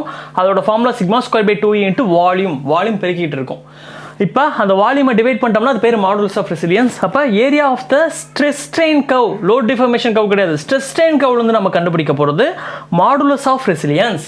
அதுக்கு இந்த வால்யூம் இருக்காது, வெறும் சிக்மா ஸ்கொயர் பை 2E மட்டும் தான் கிடைக்கும். ஓகே, அடுத்து ஒரு முக்கியமான ஒரு விஷயம் என்னன்னா, டஃப்னஸ் அப்படின்னா என்னன்னு பாருங்க. டஃப்னஸ்னா strain energy stored up to failure. ஓகேங்களா? நம்ம ரெசிலியன்ஸ்னா என்னன்னு பார்த்துருப்போம், அப் டு எலாஸ்டிக் லிமிட். இப்போ வரைக்கும் பார்த்தது எல்லாமே எலாஸ்டிக் லிமிட்டுக்குள்ளே பார்த்துருப்போம். ஏன்னா எலாஸ்டிக் லிமிட்டுக்கும் தாண்டி போனால் ஒரு மெம்பர் கிட்டத்தட்ட ஃபெயிலியர் மாதிரி தான், அதை யூஸ் பண்ண முடியாது. இந்த இடத்துல நம்ம டஃப்னஸ் அப்படிங்கிற வார்த்தை எதுக்கு சொல்கிறோம்னா, strain energy stored up to failure. ஓகேங்களா? ஃபெயிலியர் வரைக்கும் எவ்வளோ ஸ்ட்ரெயின் எனர்ஜி ஸ்டோர் ஆகுதுன்னு பார்க்கணும். அப்போ சிம்பிளாக சொல்ல போனோம்னா டஃப்னஸ் அப்படின்னா area under load deformation curve up to failure. அப்போ ஃபெயிலியர் வரைக்குமே நம்ம ஏரியா கண்டுபிடிச்சோம்னா, ஓகேவா, இது வரைக்குமே இருக்க ஒட்டுமொத்த ஏரியாவையும் நம்ம கண்டுபிடிச்சோம்னா இதுதான் டஃப்னஸ் அப்படின்னு நம்ம சொல்கிறோம். ஓகேங்களா? அப்போ மாடுலஸ் ஆஃப் டஃப்னஸ் அப்படின்னா என்ன அர்த்தம்னா area of the stress strain curve. அப்போ இது வந்து லோடு டிஃபர்மேஷன் கர்வ். எப்பயுமே லோடு டிஃபர்மேஷன் கர்வோட ஏரியா எடுத்தோம்னா மாடுலஸ்ங்கிற வார்த்தை வராது. ஓகேங்களா? நீங்கள் பாருங்கள், ரெசிலியன்ஸ் ப்ரூஃப் ரெசிலியன்ஸ் தான் கிடைக்கும், மாடுலஸ்ங்கிற வார்த்தை கிடையாது. எப்பயுமே டஃப்னஸ் அதே மாதிரி தான். டஃப்னஸ்ங்கிறது லோடு டிஃபர்மேஷன் கர்வுக்கான ஒட்டுமொத்த area. Strain is stored up to எல்லா strain energy stored up to breaking point வரைக்கும் நம்ம கண்டுபிடிக்கிறது. ஓகேங்களா? இதே மாடுலஸ் ஆஃப் டஃப்னஸ்னா என்ன அர்த்தம்னா area under stress strain curve. அப்போ இந்த change in length divide by லென்த்தை டிவைட் பண்ணி இதை ஸ்ட்ரெயினாகவும் இதை ஏரியாவால் டிவைட் பண்ணி ஸ்ட்ரெஸ்ஸாகவும் மாற்றிட்டோம்னா இப்போ இந்த கர்வுக்கு அப் டு ஃபெயிலியர் வரைக்கும் நம்ம ஏரியா கண்டுபிடிச்சோம்னா அது மாடுலஸ் ஆஃப் டஃப்னஸ்னு மாறிடும். எப்படி ரெசிலியன்ஸ் வந்து ப்ரூஃப் ரெசிலியன்ஸாக மாறிச்சோ அதே மாதிரி டஃப்னஸ் வந்து என்னவா மாறிடும், மாடுலஸ் ஆஃப் டஃப்னஸாக மாறிடும். சிம்பிளாக டஃப்னஸ்னா என்ன அர்த்தம்னா strain energy stored up to failure. ஓகேங்களா? சிம்பிளாக முடிஞ்சிடலாம். நம்ம டென்ஷன் ஆர் கம்ப்ரெஷன் மெம்பருக்கு நம்ம பார்த்துட்டோம். அடுத்து நம்ம என்ன பார்க்க போகிறோம்னா பெண்டிங். ஒரு எலாஸ்டிக் மெம்பர் ஒரு பீமாக யூஸ் பண்ணோம்னா அதுதான் bending member or flexure member. Beam மாதிரி யூஸ் பண்ணுறது கேன்டிலிவராக இருக்கலாம், சிம்பிளி சப்போர்ட்டடாக இருக்கலாம், இல்லை ஃபிக்ஸ்டாக இருக்கலாம். மொத்தத்தில் பீம் எல்லாமே வளைய தான் செய்யும். ஒரு பீமில் நீங்கள் லோடிங் கொடுத்தும் பொழுது டென்ஷன் ஆர் கம்ப்ரெஷன் ஆகாது, ஒன்லி என்ன மட்டும்தான் ஆகும், வளைய மட்டும்தான் செய்யும். அப்போ பெண்டிங் ஆர் ஃப்ளெக்ஷர் மெம்பருக்கு ஸ்ட்ரெயின் எனர்ஜி கண்டுபிடிக்கிறதுக்கான ஃபார்முலா டென்ஷன் ஆர் கம்ப்ரெஷன் கொண்டு வந்து போட்டக்கூடாது. ஓகேங்களா? ஒரு மெம்பரோட ஃபைபர் எல்லாமே சேஞ்ச் லென்த் அதிகமானாலும் குறைஞ்சாதோ என்னதாகும், டென்ஷன் ஆர் கம்ப்ரெஷன் சொல்லலாம். ஆனால் பெண்டிங் மெம்பரில் வேற. அப்போ பெண்டிங் மெம்பருக்கான ஸ்ட்ரெயின் எனர்ஜி கண்டுபிடிக்கிறதுக்கான formula integration of mxx square divided by 2ei into dx. ஓகேங்களா? ஆக்சுவலாக இந்த பெண்டிங் மெம்பருக்கு நம்ம ஸ்ட்ரெயின் எனர்ஜி கண்டுபிடிக்கிறதுக்கு தனியாக ஒரு வீடியோவே போட்டிருக்கோம், கிளியராக கொடுத்துருக்கோம். அதில் நீங்கள் அதை போய் பார்த்தீங்கன்னா ரொம்ப கிளியராக ஒரு பெண்டிங் மெம்பரில் எப்படி ஸ்ட்ரெயின் எனர்ஜி, அது சிம்பிளி சப்போர்ட்டடாக இருந்தாலும் சரி, கேன்டிலிவராக இருந்தாலும் சரி, எப்படி இருந்தாலும் சரி, எப்படி நம்ம கண்டுபிடிக்கிறத நம்ம கிளியராக போட்டோம். இப்போ சிம்பிளாக நீங்கள் அந்த வீடியோ பார்த்துட்டு வாங்க, உங்களுக்கு தெரிஞ்சிடும். இப்போ சிம்பிளாக இந்த ஃபார்முலாவை யூஸ் பண்ணிவிட்டு ஒரு பீமுங்கிறது இப்போ டென்ஷன் மெம்பர் ஆர் கம்ப்ரெஷன் மெம்பர்னா ஒரே மாதிரி தான் இருக்க போகுது, லென்த்து இப்படி தான். ஆனால் ஒரு பீமுங்கிறது வெவ்வேறு வகையில் இருக்கலாம். அது சிம்பிளி சப்போர்ட்டடாக இருக்கலாம், கேன்டிலிவராக இருக்கலாம், ஃபிக்ஸ்டாக இருக்கலாம். அப்போ ஒவ்வொரு மெம்பருக்குமே ஒவ்வொரு பீமுக்குமே ஸ்ட்ரெயின் எனர்ஜி கண்டுபிடிக்கிறதுக்கு வெவ்வேறு டிஃப்ரெண்ட் ஃபார்முலாஸ் கிடைக்கும். நான் சிம்பிளாக ஒரு எக்ஸாம்பிளுக்கு ஒரு சாதாரண ஒரு கேன்டிலிவர் பீமில் எண்டில் லோடு பிங்கிற லோடு ஆக்ட் ஆகிட்டு இருந்துச்சுன்னா, இதோட லென்த் எல்லாம் இருந்துச்சுன்னா இதுக்கு எப்படி ஸ்ட்ரெயின் எனர்ஜி கண்டுபிடிக்கிறது அப்படிங்கிறது பார்ப்போம். ஏன்னா நமக்கு தெரியும் எல்லா மெம்பர்லையுமே ஸ்ட்ரெயின் எனர்ஜி ஸ்டோர் ஆகும். டென்ஷன் மெம்பராக இருந்தாலும் சரி, கம்ப்ரெஷன் மெம்பராக இருந்தாலும் சரி, ஸ்ட்ரெயின் எனர்ஜி ஸ்டோர் ஆகும். வளைச்சாலும் அதுக்குள்ளே ஸ்ட்ரெயின் எனர்ஜி ஸ்டோர் ஆகும். இந்த மாதிரி ஒரு கேன்டிலிவர் பீமில் எவ்வளோ ஸ்ட்ரெயின் எனர்ஜி ஸ்டோர் ஆகும்னு பார்ப்போம். அதுக்கான ஃபார்முலா என்னது, mxx square divided by 2ei into dx. அது என்ன mxx, ஆல்ரெடி நம்ம பார்த்துருப்போம். அதுலேயே mxxனா இங்கே ஒரு கேன்டிலிவர் பீமாக இருந்துச்சுன்னா ஃப்ரம் லெஃப்ட்லேருந்து வரலாம், ஃப்ரம் ரைட்லேருந்து வரலாம். உங்களுக்கு எது கன்வீனியன்ட் பாருங்க. ஃப்ரம் லெஃப்ட்லேருந்து வரது கொஞ்சம் அதிகமாக கொஞ்சம் கஷ்டமாக இருக்கும், ஏன்னா இங்கே ரியாக்ஷன் இருக்கும், இங்கே மொமெண்ட் இருக்கும், இதெல்லாம் உள்ளே கொண்டு வர வேண்டியதாக இருக்கும். ஃப்ரம் ரைட்லேருந்து வந்தோம்னா சிம்பிளாக ஒரே ஒரு லோடு மட்டும்தான் இருக்குது. அப்போ நான் என்ன பண்ணுறேன், இங்கேருந்து ஒரு எக்ஸ் டிஸ்டன்ஸில் நான் எடுத்துக்கிறேன். எக்ஸ் டிஸ்டன்ஸில் இந்த பாயிண்டில் மொமெண்ட் கண்டுபிடிக்கிறேன். இந்த பாயிண்டில் மொமெண்ட் என்ன வரும், சுற்றி விடுங்க, ஆக்சுவலாக நெகட்டிவ் வரும். அப்போ mxx is equal to negative p into எக்ஸ்ன்னு கிடைக்கும். சரி, எப்போ இந்த ரேஞ்சு மாற்றணும், இன்டகிரேஷனில் எப்போ ரேஞ்சு மாற்றணும்னா இந்த டேர்ம் எப்போ மாறுதோ அப்போ தான் மாற்றணும். இப்போ பாருங்கள், நான் இங்கே ஜீரோலேருந்து கொண்டு வரேன். எக்ஸோட டிஸ்டன்ஸ் இங்கே இந்த பாயிண்டில் எடுத்தாலும் p இன்ட்டு எக்ஸ் தான், இந்த பாயிண்டில் எடுத்தாலும் p இன்ட்டு எக்ஸ் தான். கரெக்டாக இந்த பி முடிகிற வரைக்குமே என்ன தான், p இன்ட்டு எக்ஸ் தான். அப்போ ரேஞ்சு நான் இது வரைக்கும் கொண்டு வந்துக்கலாம், 0 to லென்த் வரைக்குமே கொண்டு வந்துக்கலாம், ஒன்றும் தப்பு கிடையாது. அப்போ mxx squared is equal to, ஏன்னா ஃபார்முலாக்குள்ள ஸ்கொயர்டு தான் இருக்குது, என்ன வரும், p ஸ்கொயர்டு இன்ட்டு எக்ஸ் ஸ்கொயர்டுன்னு கிடைக்கும். அப்போ அதை கொண்டு வந்து உள்ளே போடலாமா. அப்போ p squared into x squared divide by 2ei into integration of dx. இதுலேருந்து கான்ஸ்டன்ட் வேல்யூலாம் வெளியே எடுத்துடலாமா. என்னது, p squared divide by 2ei வெளியே எடுத்துறேன். உள்ள integration of x squared into dx மட்டும் தான் இருக்குது. இப்போ எக்ஸ் ஸ்கொயர்டை வந்து நம்ம இன்டகிரேஷன் எடுத்தால் எக்ஸ் கியூப் பை 3ன்னு கிடைக்கும். அப்போ என்ன கிடைக்கும், p square divide by 2ai into x cube by 3 into இதோட ரேஞ்ச் எது வரைக்கும் போடணும், 0 to லென்த் வரைக்குமே கொடுக்கலாம். ஏன்னா 0 to லென்த், இந்த லென்த் வரைக்குமே mxx வந்து மைனஸ் p இன்ட்டு எக்ஸ் தான் வரும். ஓகேங்களா, அதனால் இங்கேருந்து இது வரைக்கும் ரேஞ்ச் கொடுக்கறது தப்பு கிடையாது. அப்போ 0 to லென்த்துன்னு கொடுங்க. இப்போ அடித்து போடுங்க, p squared L cube by 3 6 கிடைக்கும். அவ்வளோதான், வேலை முடிஞ்சு போச்சு.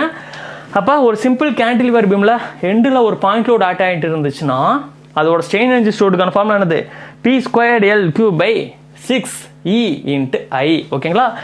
ஓகே, இதை நம்ம வேற மாதிரி கூட கண்டுபிடிக்கலாம். என்ன, நம்ம ஸ்ட்ரெயின் எனர்ஜி கண்டுபிடிக்கிறதுக்கு ஃபார்முலா என்ன சொல்லியிருக்கோம்? Of into load into deformation change in length நம்ம சொல்லியிருப்போம். எதுக்கு? டென்ஷன் மெம்பருக்கு. ஓகேங்களா? அதே ஃபார்முலாவை கூட நம்ம இந்த இடத்துல கொண்டு வந்து சப்ஜெக்ட் பண்ணலாம், ஒன்றும் தப்பு கிடையாது. இப்போ ஆஃப் இன்ட்டு லோடு இங்கே வந்து பி, சேஞ்ச் இன் லென்த். இந்த பாயிண்ட்ல சேஞ்ச் இன் லென்த் என்ன இருக்கும்? நமக்கு தெரியும் கேண்டிலிவர் பீம்ல எண்ட்ல லோட் ஆயிட்டாச்சுன்னா அதோட சேஞ்ச் இன் லென்த்துக்கான ஃபார்முலா PL3/3A சொல்லியிருப்போம்.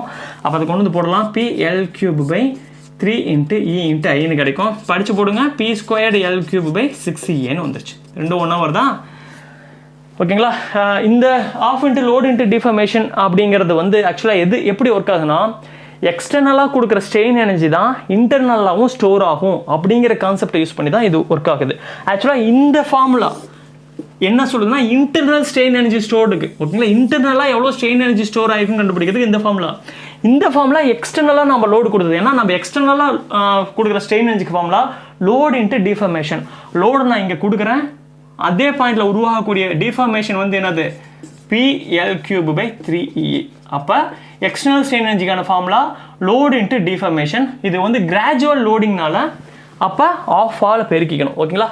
ஏன்னா நம்ம சடனாக லோடு கொடுக்கும் பொழுது தான் இந்த உடனடியான இந்த சேஞ்ச் இன் லென்த் நடக்கும். நம்ம சடனாக லோடு கொடுக்கும்போது தான் இந்த P அப்படியே அதுக்குள்ளே இறங்கும். நம்ம கொடுக்கக்கூடியது கிராஜுவல் லோடிங். ஏன்னா நம்ம பார்த்துருப்போம் ஸ்ட்ரென்த் ஆஃப் மெட்டீரியல் ஸ்ட்ரக்சர்ஸ் எல்லாத்தையுமே கிராஜுவல் லோடிங் தான் கொடுப்போம். இப்போ டேரெக்டாக ஸ்டார்டிங்லேயே Pங்கிற லோடு நம்ம அந்த பாயிண்ட்ல கொடுக்க மாட்டோம். கொஞ்சம் கொஞ்சமாக தான் Pங்கிற லோடு அதுக்குள்ளே கொடுப்போம். அப்போ இதுக்கு ஆவரேஜ் லோடிங் போடும்பொழுது அது P ஆஃப் ஆட நம்ம பெருக்கிக்கிறோம். அப்போ ஆஃப் இன்ட்டு எக்ஸ்டர்னலாக கொடுக்கக்கூடிய லோடு வந்து ஆஃப் P/2 தான். ஏன்னா இது வந்து gradual loading into change in length போடுறதுனால நமக்கு P² L3/6A கிடைக்குது. ஆக்சுவலாக நம்ம இப்படி கண்டுபிடிக்கிறது சரியான மெத்தட் கிடையாது. ஏன்னா இது எக்ஸ்டர்னலாக கொடுக்கக்கூடிய ஸ்ட்ரெயின் எனர்ஜி. எல்லா சிம்பிளி சப்போர்ட்டுக்கெல்லாம் இப்படி கண்டுபிடிக்கிறது ரொம்ப கஷ்டம். ஏதோ கேண்டிலிவராக இருக்கனால நம்ம இது கண்டுபிடிச்சிட்டோம். பட் சிம்பிள் சப்போர்ட்டோட மற்ற டைப்புக்கெலாம் வந்து இது மாதிரி கண்டுபிடிக்கிறத விட இந்த இன்டர்னலாக ஸ்டோர் ஆகிருக்கிறத வச்சு நம்ம கண்டுபிடிச்சா ஆன்சர் கிடச்சிரும். இந்த ஃபார்முலா ரொம்ப இம்பார்ட்டன்ட். நிறையா கொஸ்டினில் கேட்டுக்கிட்டே இருப்பாங்க. ஒரு கேண்டிலிவர் பீமில் எண்டில் பாயிண்ட் லோட் ஆட் ஆகிட்டு இருந்துச்சுன்னா ஸ்ட்ரெயின் எனர்ஜிக்கான formula P² L3/6E into I. அடுத்து என்ன பார்க்க போகிறோம்னா ஷியர். ஓகேவா? ஷியர் ஆக்ட் ஆகிட்டு இருக்க ஒரு மெம்பரில் ஷியர்னால எவ்வளோ ஸ்ட்ரெயின் எனர்ஜி ஸ்டோர் ஆகிருக்கு அப்படிங்கிறத நம்ம கண்டுபிடிக்க போகிறோம். ஆக்சுவலாக தெளிவாக பாருங்கள். ஒரு மெம்பரை நம்ம உழைக்கிறோம்னா வைங்களேன், லோடு கொடுக்குறோம். ஒரு சிம்பிளி சப்போர்ட்டோட பீம் இருக்காங்க, ஒரு கேண்டிலிவர் பீம் இருக்குன்னா நம்ம லோடு கொடுத்தோம்னா அதுக்கு 2 டயக்ராம் வரைவோம். ஃபர்ஸ்ட் வந்து பெண்டிங் மொமெண்ட் டயக்ராம், இன்னொன்று வந்து ஷியர் ஃபோர்ஸ் டயக்ராம். கரெக்டாக 2 டயக்ராம் வரைவோம். பெண்டிங் மொமெண்ட் வேறு, ஷியர் வேறு. பெண்டிங் மொமெண்ட்டுங்கிறது அதுக்குள்ளே கிரியேட் ஆகுது, அது இல்லாமல் அது கூட ஷியரும் கிரியேட் ஆகுது. கரெக்டு தானே? அப்போ ஷியர்னால அதுக்குள்ளே ஒரு ஸ்ட்ரெயின் எனர்ஜி ஸ்டோர் ஆகும், பெண்டிங்னால அதுக்குள்ளே ஒரு ஸ்ட்ரெயின் எனர்ஜி ஸ்டோர் ஆகும். நம்ம பார்த்த ஃபார்முலா பெண்டிங்னால எவ்வளோ ஸ்ட்ரெயின் எனர்ஜி ஸ்டோர் ஆச்சுன்னு. இப்போ பார்க்கக்கூடிய ஃபார்முலா ஷியர்னால எவ்வளோ ஸ்ட்ரெயின் எனர்ஜி ஸ்டோர் ஆயிருக்குன்னு. அப்போ பெண்டிங் அங்கே mx² 2 இன்ட்டு E இன்ட்டு ஐன்னு வரும். இங்கே விங்கிறது ஷியரை குறிக்குது. V² 2 டைம்ஸ் ஆஃப் கீழே G இன்ட்டு A. ஓகேங்களா? அங்கே E இன்ட்டு ஐ வரும், இங்கே G இன்ட்டு A இன்ட்டு dxன்னு போட்டோம்னா நமக்கு ஒரு ஷியர்னால எவ்வளோ ஸ்ட்ரெயின் எனர்ஜி ஸ்டோர் ஆகிருக்குங்கிறத நம்மளால் கண்டுபிடிச்சிட முடியும். ஓகேங்களா? இது வந்து ஒரு பீமுக்கு அதெல்லாம் எதுக்காச்சும் யூஸ் பண்ணலாம். ஓகேவா? ஆனால் இப்போ நம்ம பார்க்க போகிறது ஒரு பியூர் ஷியர் மெம்பருக்கு எப்படி வந்து ஸ்ட்ரெயின் எனர்ஜி ஸ்டோர்டு கண்டுபிடிக்கிறதுன்னு பார்ப்போம். ஒரு பியூர் ஷியர் மெம்பர்னா இப்போ ஒரு மெம்பர், ஒரு எலாஸ்டிக் மெம்பர் எப்படி இருக்குன்னு வைங்களேன். ஒரு லப்பர் துண்டு மாதிரி ஒரு மெம்பர். ஓகேவா? ஒரு லப்பர் துண்டு மாதிரி ஒரு மெம்பர். இது ஒரு பாட்டம் நான் என்ன பண்ணிட்டேன், கம்மு போட்டு ஒட்டிட்டேன், க்ளூ போட்டு பாட்டம்ல ஒட்டிட்டேன். இப்போ நான் என்ன பண்ணுறேன், இதோட மேலே டாப் சர்ஃபேஸ், இப்போ ஒரு மெம்பர் இருக்குன்னா வைங்களேன், இதை கீழே அடியில் பாட்டம்லாம் போட்டு ஃபிக்ஸ் பண்ணிட்டேன். இதோட மேலே இருக்க சர்ஃபேஸில் ஒரு ஃபோர்ஸ் கொடுக்குறேன். மேலே இருக்க சர்ஃபேஸில் நான் ஒரு ஃபோர்ஸ் கொடுக்குறேன்னு வைங்களேன். இப்போ ஃபோர்ஸ் கொடுத்தா இது என்ன ஆகும், இது லைட்டாக இப்படி வளையும், இது இப்படி சரியும். ஓகேவா? இது இந்த பக்கம் போகும், இது இந்த பக்கம் போகும், இது இங்கே வரும். அப்போ பார்க்குறதுக்கு இப்படி தெரியும். அப்போ இந்த இடத்துல ஒரு ஆங்கிள் கிரியேட் ஆகும், பைங்கிற ஆங்கிள் கிரியேட் ஆகுதுன்னு வைங்களேன். விட்டுட்டோம்னா அது மறுபடியும் ஒரிஜினல் பொசிஷனுக்கு வந்துடும். தள்ளினோம்னா இப்படி லைட்டாக ஸ்லைட் ஆகும், விட்டுட்டோம்னா ஒரிஜினல் பொசிஷனுக்கு வந்துடும். ஒரு லப்பர் துண்டை எடுத்து அடியில் ஒட்டிட்டு மேல் பக்கம் போட்டு தள்ளுங்களேன், லைட்டாக இப்படி திரும்பும், விட்டுட்டோம்னா பழைய பொசிஷனுக்கு வந்துடும். ஓகேவா? இப்போ இதுக்குள்ளே இருக்க ஒவ்வொரு லேயர்லையும் ஷியர் மட்டும்தான் இருக்குது. இப்போ இதில் இருக்க லேயர் நீங்கள் எப்படி கற்பனை பண்ணுங்கன்னா, இங்கே ஒரு லேயரு, இங்கே ஒரு லேயரு, இங்கே ஒரு லேயர் அப்படின்ட்டு வரிசையாக ஒரு A4 ஷீட்டை அடுக்கி வச்ச மாதிரி கற்பனை பண்ணிக்கோங்க. மேலே இருக்க A4 ஷீட்டை மட்டும் தள்ளுற மாதிரி, மற்ற A4 ஷீட்லாம் இப்படி லைட்டாக நகர்ந்துட்டு விட்டுட்டு பழைய பொசிஷனுக்கு வந்துடும். ஏன்னா இது ஒரு லப்பர் துண்டுங்கிறது எலாஸ்டிக் மெம்பர், ஒரு ஸ்டீலுங்கிறது எலாஸ்டிக் மெம்பர்னால அது ஒரிஜினல் பொசிஷனுக்கு வந்துடும். அப்போ இதில் இருக்க ஒவ்வொரு லேயருமே ஷியரை மட்டும்தான் ஃபீல் பண்ணுது. டென்ஷனையோ கம்ப்ரெஷனையோ பெண்டிங்கையோ ஃபீல் பண்ண கிடையாது. இந்த ஃபார்முலா நம்ம எதுக்குமே யூஸ் பண்ணலாம். ஒரு பெண்டிங் மெம்பரில் கூட கொண்டு போயிட்டு எவ்வளோ ஷியர்னால எவ்வளோ ஸ்ட்ரெயின் எனர்ஜி ஸ்டோர் ஆகிக்குன்னு கண்டுபிடிக்கிறதுக்கு நம்ம இந்த ஃபார்முலா யூஸ் பண்ணிக்கலாம். பட் பியூர் ஷியர் மெம்பர்னா அந்த மெம்பரில் எதுவுமே இருக்கக்கூடாது, பெண்டிங் இருக்கக்கூடாது, டென்ஷன் இருக்கக்கூடாது, கம்ப்ரெஷன் இருக்கக்கூடாது, ஒன்லி ஷியர் மட்டும்தான் இருக்கணும். அப்படி ஒன்லி ஷியர் மட்டும்தான் ஆக்ட் ஆகக்கூடிய மெம்பர் இதுதான். ஓகேங்களா? ஒரு பீமை வளைக்கும் பொழுது அதுக்குள்ளே பெண்டிங்கும் வந்துடும், எதாவது வந்துடும், ஷியரும் வந்துடும். ஓகேங்களா? ஆனால் இது வந்து ஒரு பியூர் ஷியர் மெம்பர். இந்த பியூர் ஷியர் மெம்பர் ஏன் சொல்லணும்னா, மேலே இருக்க லேயருக்கும் கீழே இருக்க லேயருக்கும் நடுவில் ஒரு ஷியர் ஆக்ட் ஆகும். ஆக்சுவலாக இது என்னங்கிறது நம்ம டீட்டெயிலாக ஆல்ரெடி பார்த்துட்டோம். ஷியர்னா என்னது? ஒரு லேயர் விட இன்னொரு லேயர் லைட்டாக மூவ் ஆகிறது. அப்போ இப்படி நம்ம தள்ளும் பொழுது என்ன நடக்குது? கீழே இருக்க லேயர் இங்கே இருக்குது, அதுக்கும் பக்கத்தில் இருக்க லேயர் லைட்டாக மூவ் ஆயிருக்கு, அதுக்கும் பக்கத்தில் இருக்க லேயர் இன்னும் கொஞ்சம் லைட்டாக மூவ் ஆயிருக்கு, அதுக்கும் மேலே இருக்க லேயர் லைட்டாக மூவ் ஆயிருக்கு. அப்போ மூவ் ஆகி தான் இங்கேருந்து இப்படி ஸ்லைட் ஆக முடியும். கரெக்டு தானே? அப்போ என்ன அர்த்தம்? ஒரு லேயருக்கும் விட அதுக்கும் மேலே இருக்க லேயர் அந்த லேயரை விட லைட்டாக முன்னாடி நகர்ந்துருக்கு. அப்போ முன்னாடி நகர்ந்துருக்கும் பொழுது ரெண்டு லேயருக்கு நடுவில் இருக்க சர்ஃபேஸில் என்ன ஆகிட்டு இருக்கும்? ஒரு ஃபோர்ஸ் வந்து என்ன ஆகிட்டு இருக்கும்? இழுத்துட்டு இருக்கும். அப்போ இந்த லேயர் ஃபுல்லாகவே ஒரு பியூர் ஷியர் மட்டும்தான் ஆக்ட் ஆகிட்டு இருக்கு. இப்படி ஒரு பியூர் ஷியர் மெம்பராக இருந்தால் அதுக்கு ஸ்ட்ரெயின் எனர்ஜி கண்டுபிடிக்கிறதுக்கான ஃபார்முலா என்னென்னா τ² divided by 2 times of J into volume. ஓகேங்களா? இதுதான் வந்து இது வந்து சிம்பிள் டெரிவேஷன் தான். இந்த மெம்பர்லேருந்து நம்ம ஒரு டெரிவேஷன், ஒரு பியூர் ஷியர் மெம்பருக்கான டெரிவேஷன் இது. ஓகேங்களா? இந்த டெரிவேஷன் யூஸ் பண்ணி நம்ம இதை கண்டுபிடிக்கலாம். இப்போ நம்ம டெரிவேஷனாக போட்டு இருக்க அவசியம் இல்லை, சிம்பிளாக நான் வச்சுக்கோங்க. ஒரு பியூர் ஷியர் ஆக்ட் ஆகிட்டு இருக்க மெம்பருக்கு ஸ்ட்ரெயின் எனர்ஜி கண்டுபிடிக்காத formula τ² by 2j into volume. ஓகேங்களா? இது வந்து எல்லா மெம்பருக்குமே ஒரு பெண்டிங் ஆக்ட் ஆகிட்டு இருந்துச்சுனாலும் சரி, இதுக்கு ஒரு காமன் ஃபார்முலா. பட் இந்த ஃபார்முலா ஃபார் பியூர் ஷியர் மெம்பருக்கான ஸ்ட்ரெயின் எனர்ஜி டியூ டு ஷியர்னால மட்டும், ஒன்லி ஷியர்னால மட்டும் இதுக்குள்ளே எவ்வளோ ஸ்ட்ரெயின் எனர்ஜி ஸ்டோர் ஆயிருக்குன்னா τ² பை 2j இன்ட்டு வால்யூம். ஓகேங்களா? இப்போ அடுத்து ஒரு டார்ஷன் மெம்பருக்கு எப்படி ஸ்ட்ரெயின் எனர்ஜி ஸ்டோர்டு கண்டுபிடிக்கிறதுன்னு பாருங்கள். எப்பயுமே ஒரு டார்ஷன் மெம்பருங்கிறது ரவுண்ட் ஷேப்பில் தான் இருக்கும். மேபி அது ஹாலோ சர்க்குலராக இருக்கலாம் அல்லது சாலிடு மெம்பராக இருக்கலாம். எப்பயுமே டார்ஷன் மெம்பர் எப்பயுமே ஒரு சர்க்குலர் வடிவில் தான் இருக்கும். ஏன் மற்ற வடிவத்தில் ஏன் கொடுக்கக்கூடாது? மற்ற வடிவத்தில் கொடுத்தோம்னா அது மிகப்பெரிய ஒரு டேஞ்சராக போயிடும். ஏன்னா இப்போ ஒரு செவ்வக வடிவத்தில் இருக்க ஒரு மெம்பரை பிடிச்சி நீங்கள் திருப்பினீங்கன்னா வைங்களேன், அது என்ன ஆகும்? அந்த மூளையில் அந்த எட்ஜில் வந்து கிராக் விழுந்து சீக்கிரமாக உடஞ்சி போயிடும். இதே ஒரு சர்க்குலராக இருக்க மெம்பரை பிடிச்சி நம்ம திருப்பினா தான் எல்லா பக்கமும் கிராஜுவலான ஸ்ட்ரெஸ் டிஸ்ட்ரிபியூஷன் ஆகும். அப்போ எப்பயுமே ஒரு டார்ஷன் மெம்பருக்கு சர்க்குலர் ஃபார்ம் தான் வந்து ஒரு பெட்ரு. ஓகேங்களா? சரி, இந்த டார்ஷன் மெம்பர் எந்த இடத்துல தான் வரும்? டார்ஷன் மெம்பர் இந்த லாரியில தான் இது பாருங்களேன், அடியில் சேஸ் சுற்றிட்டு இருக்கும். அதெல்லாம் வந்து ஒரு டார்ஷன் மெம்பர் தான். ஓகேவா? சுற்றிட்டே இருக்கும், திடீர்னு பிரேக் போட்டால் என்ன ஆகும்? இது திரும்ப வாய்ப்பு இருக்குது, முறுக்கிற ஃபோர்ஸ் ஆக்ட் ஆகிட்டு இருக்க எல்லா இடத்துலையுமே இந்த டார்ஷன் மெம்பர் வரும். அதே மாதிரி இந்த ரோட்ல எல்லாம் வந்து என்ன பண்ணியிருப்பாங்க, போர்டு ஒன்று வச்சுருப்பாங்க. ஓகேவா? போர்டு ஒரு பெருசாக ஒரு இது மாதிரி வச்சு, ஒரு கம்பம் மாதிரி வச்சு அதில் வந்து போர்டு மாதிரி ஒன்று வச்சுருப்பாங்க. இந்த ஊர் இங்கே இருக்குது, இந்த ஊர் இங்கே இருக்குன்னு. இப்போ என்ன பண்ணியிருப்பாங்க, ஒரு பக்கம் மட்டும் ஃபிக்ஸ் பண்ணி இப்படி வச்சுருப்பாங்க. வேகமாக காற்றடிக்குதுன்னு வைங்களேன், இந்த போர்டு என்ன ஆகும்? இப்படி திரும்ப பார்க்குமா? அப்போ பாட்டம் ஆல்ரெடி ஃபிக்ஸ் பண்ணி வச்சுருக்கோம், மேலே இருக்க இது மட்டும் என்ன பண்ணும்? இப்படி பிடிச்சி அதை திருப்பும். ஓகேவா? அப்போ அந்த இடத்துல யூஸ் பண்ணுற கம்பம் எல்லாமே ஒரு டார்ஷனல் ஃபோர்ஸை பிஹேவ் பண்ணுறதுக்கான வாய்ப்புகள் இருக்குது. ஓகேங்களா? என்ன சொல்கிறேன், புரியுதுங்களா? அப்போ இந்த மாதிரி டார்ஷன் மட்டுமே ஆக்ட் ஆகிட்டு இருந்துச்சுன்னா அதுக்குள்ளே எவ்வளோ ஸ்ட்ரெயின் எனர்ஜி இருக்குது அப்படின்னு கண்டுபிடிக்கிற அந்த ஃபார்முலா இப்போ நம்ம பார்ப்போம். டார்ஷன் மட்டுமே ஆக்ட் ஆகிட்டு இருந்துச்சுன்னா அதுக்கான ஃபார்முலா பாருங்கள். U is equal to integration of t squared divided by 2gj into dx. ஓகேங்களா? என்ன சொல்கிறேன், புரியுதுங்களா? ஷியருக்கு வந்து என்ன வந்துட்டோம்னா இந்த இடத்துல g இன்ட்டு ஏன்னு வரும். ஓகேங்களா? ஆனால் இந்த இடத்துல ஏக்கு பதிலாக ஜே அப்படின்ற வார்த்தை யூஸ் பண்ணுறோம். ஓகேங்களா? என்ன சொல்கிறேன்னு புரிஞ்சிருக்கும் உங்களுக்கு. இங்கே மேலே வந்து டார்ஷனுக்கு t² வார்த்தை யூஸ் பண்ணிட்டோம் இன்ட்டு dx. ஓகேவா? இப்போ ஒரு சூப்பரான விஷயம் வந்து என்னென்னா, நம்ம சொல்லியிருப்போம் இது ஒரு காமன் ஃபார்முலா.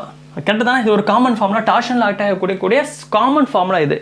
ஆனால் ஒரு விஷயத்தை தெளிவாக கவனிங்க. இப்போ நான் இந்த இடத்துல ஃபிக்ஸ் பண்ணி வச்சுருக்கேன்னு வைங்களேன், ஒரு சாலிடு வந்து இப்படி இருக்குது. ஓகேவா?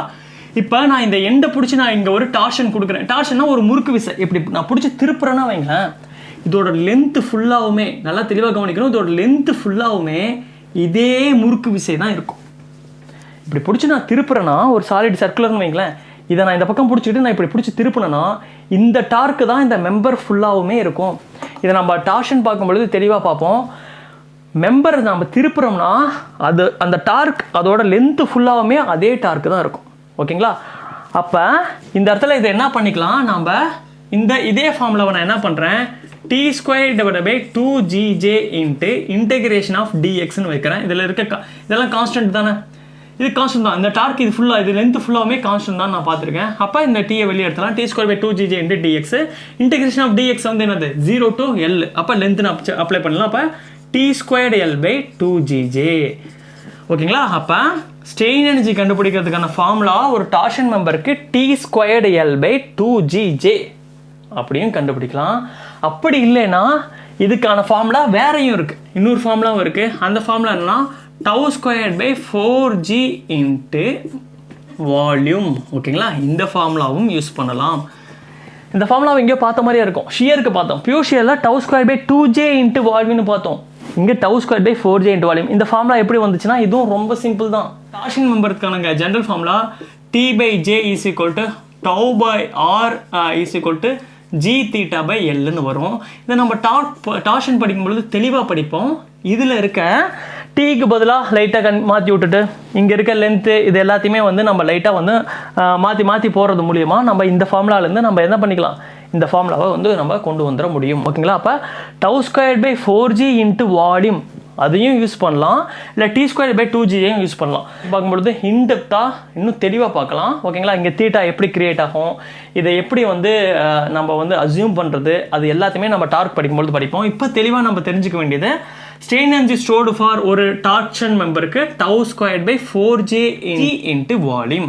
ஓகேங்களா? அவ்வளோதான். இது முக்கியமான ஒரு விஷயம். ஒரு ஹாலோ சர்க்குலர் மெம்பராக இருந்துச்சுன்னா, இதே வந்து ஒரு டார்க் மெம்பர் வந்து ஒரு ஹாலோ சர்க்குலராக இருந்துச்சுன்னா, ஆக்சுவலாக உள்ள ஹோல்ட் பண்ணி ஒரு சாலிட் சர்க்குலர் இல்லாமல் ஹாலோ சர்க்குலராக இருந்துச்சுன்னா அதுக்கு ஸ்ட்ரெயின் எனர்ஜி கண்டுபிடிக்கிறதுக்கு ஃபார்முலா U = ஹாலோ சர்க்குலராக இருந்தால் ஃபார்முலா வந்து பாருங்கள், இந்த τ²/4g அப்படியே வந்துடும்.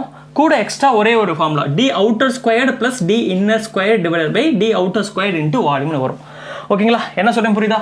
ஹாலோ சர்க்குலராக இருந்தால் இந்த டைம் d_outer² + d_inner² / d_outer²ங்கிற ஒரு ஃபார்முலா உள்ள வரும். ஒருவேளை இது ஒரு சாலிட் சர்க்குலராக இருந்துச்சுன்னா வைங்களேன், d_outer, அதாவது ஹாலோ சர்க்குலர்னா இப்படி வச்சுக்கலாம். இதோட அவுட்டர் டயா d_outer, இதோட இன்னர் டயா d_innerன்னு வச்சோம்னா இது அவுட்டர் இன்னர். ஓகேவா?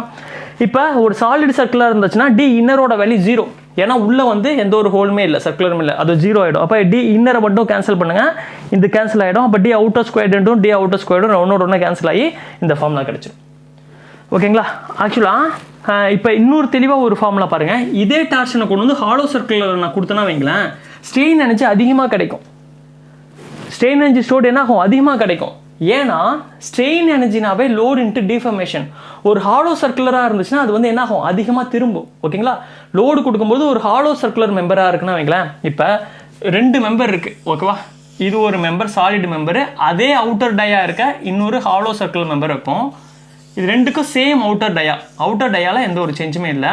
இப்போ என்ன பண்ணுறேன், இந்த இடத்துல ஒரு இன்னர் டயா கிரியேட் பண்ணுறேன். இன்னர் டயா கிரியேட் பண்ணுறேன் என்ன அர்த்தம், இங்கே இருக்க மெம்பர் எல்லாம் கட் பண்ணி வெளியே எடுக்கணும். அப்போ தானே இன்னர் டயா கிரியேட் ஆகும். சரி, இது ரெண்டுலையுமே சேம் அமௌண்ட் ஆஃப் டார்க் கொடுக்குறேன். இதுலேயும் same amount of torque, same amount of திருப்பி விசை கொடுக்குறேன். எது அதிகமாக திரும்பும், ஹாலோ சர்க்கிள் தான் அதிகமாக திரும்பும். ஏன்னா உள்ளே ஹோல்ட் பண்ணி வச்சுருக்கோம்.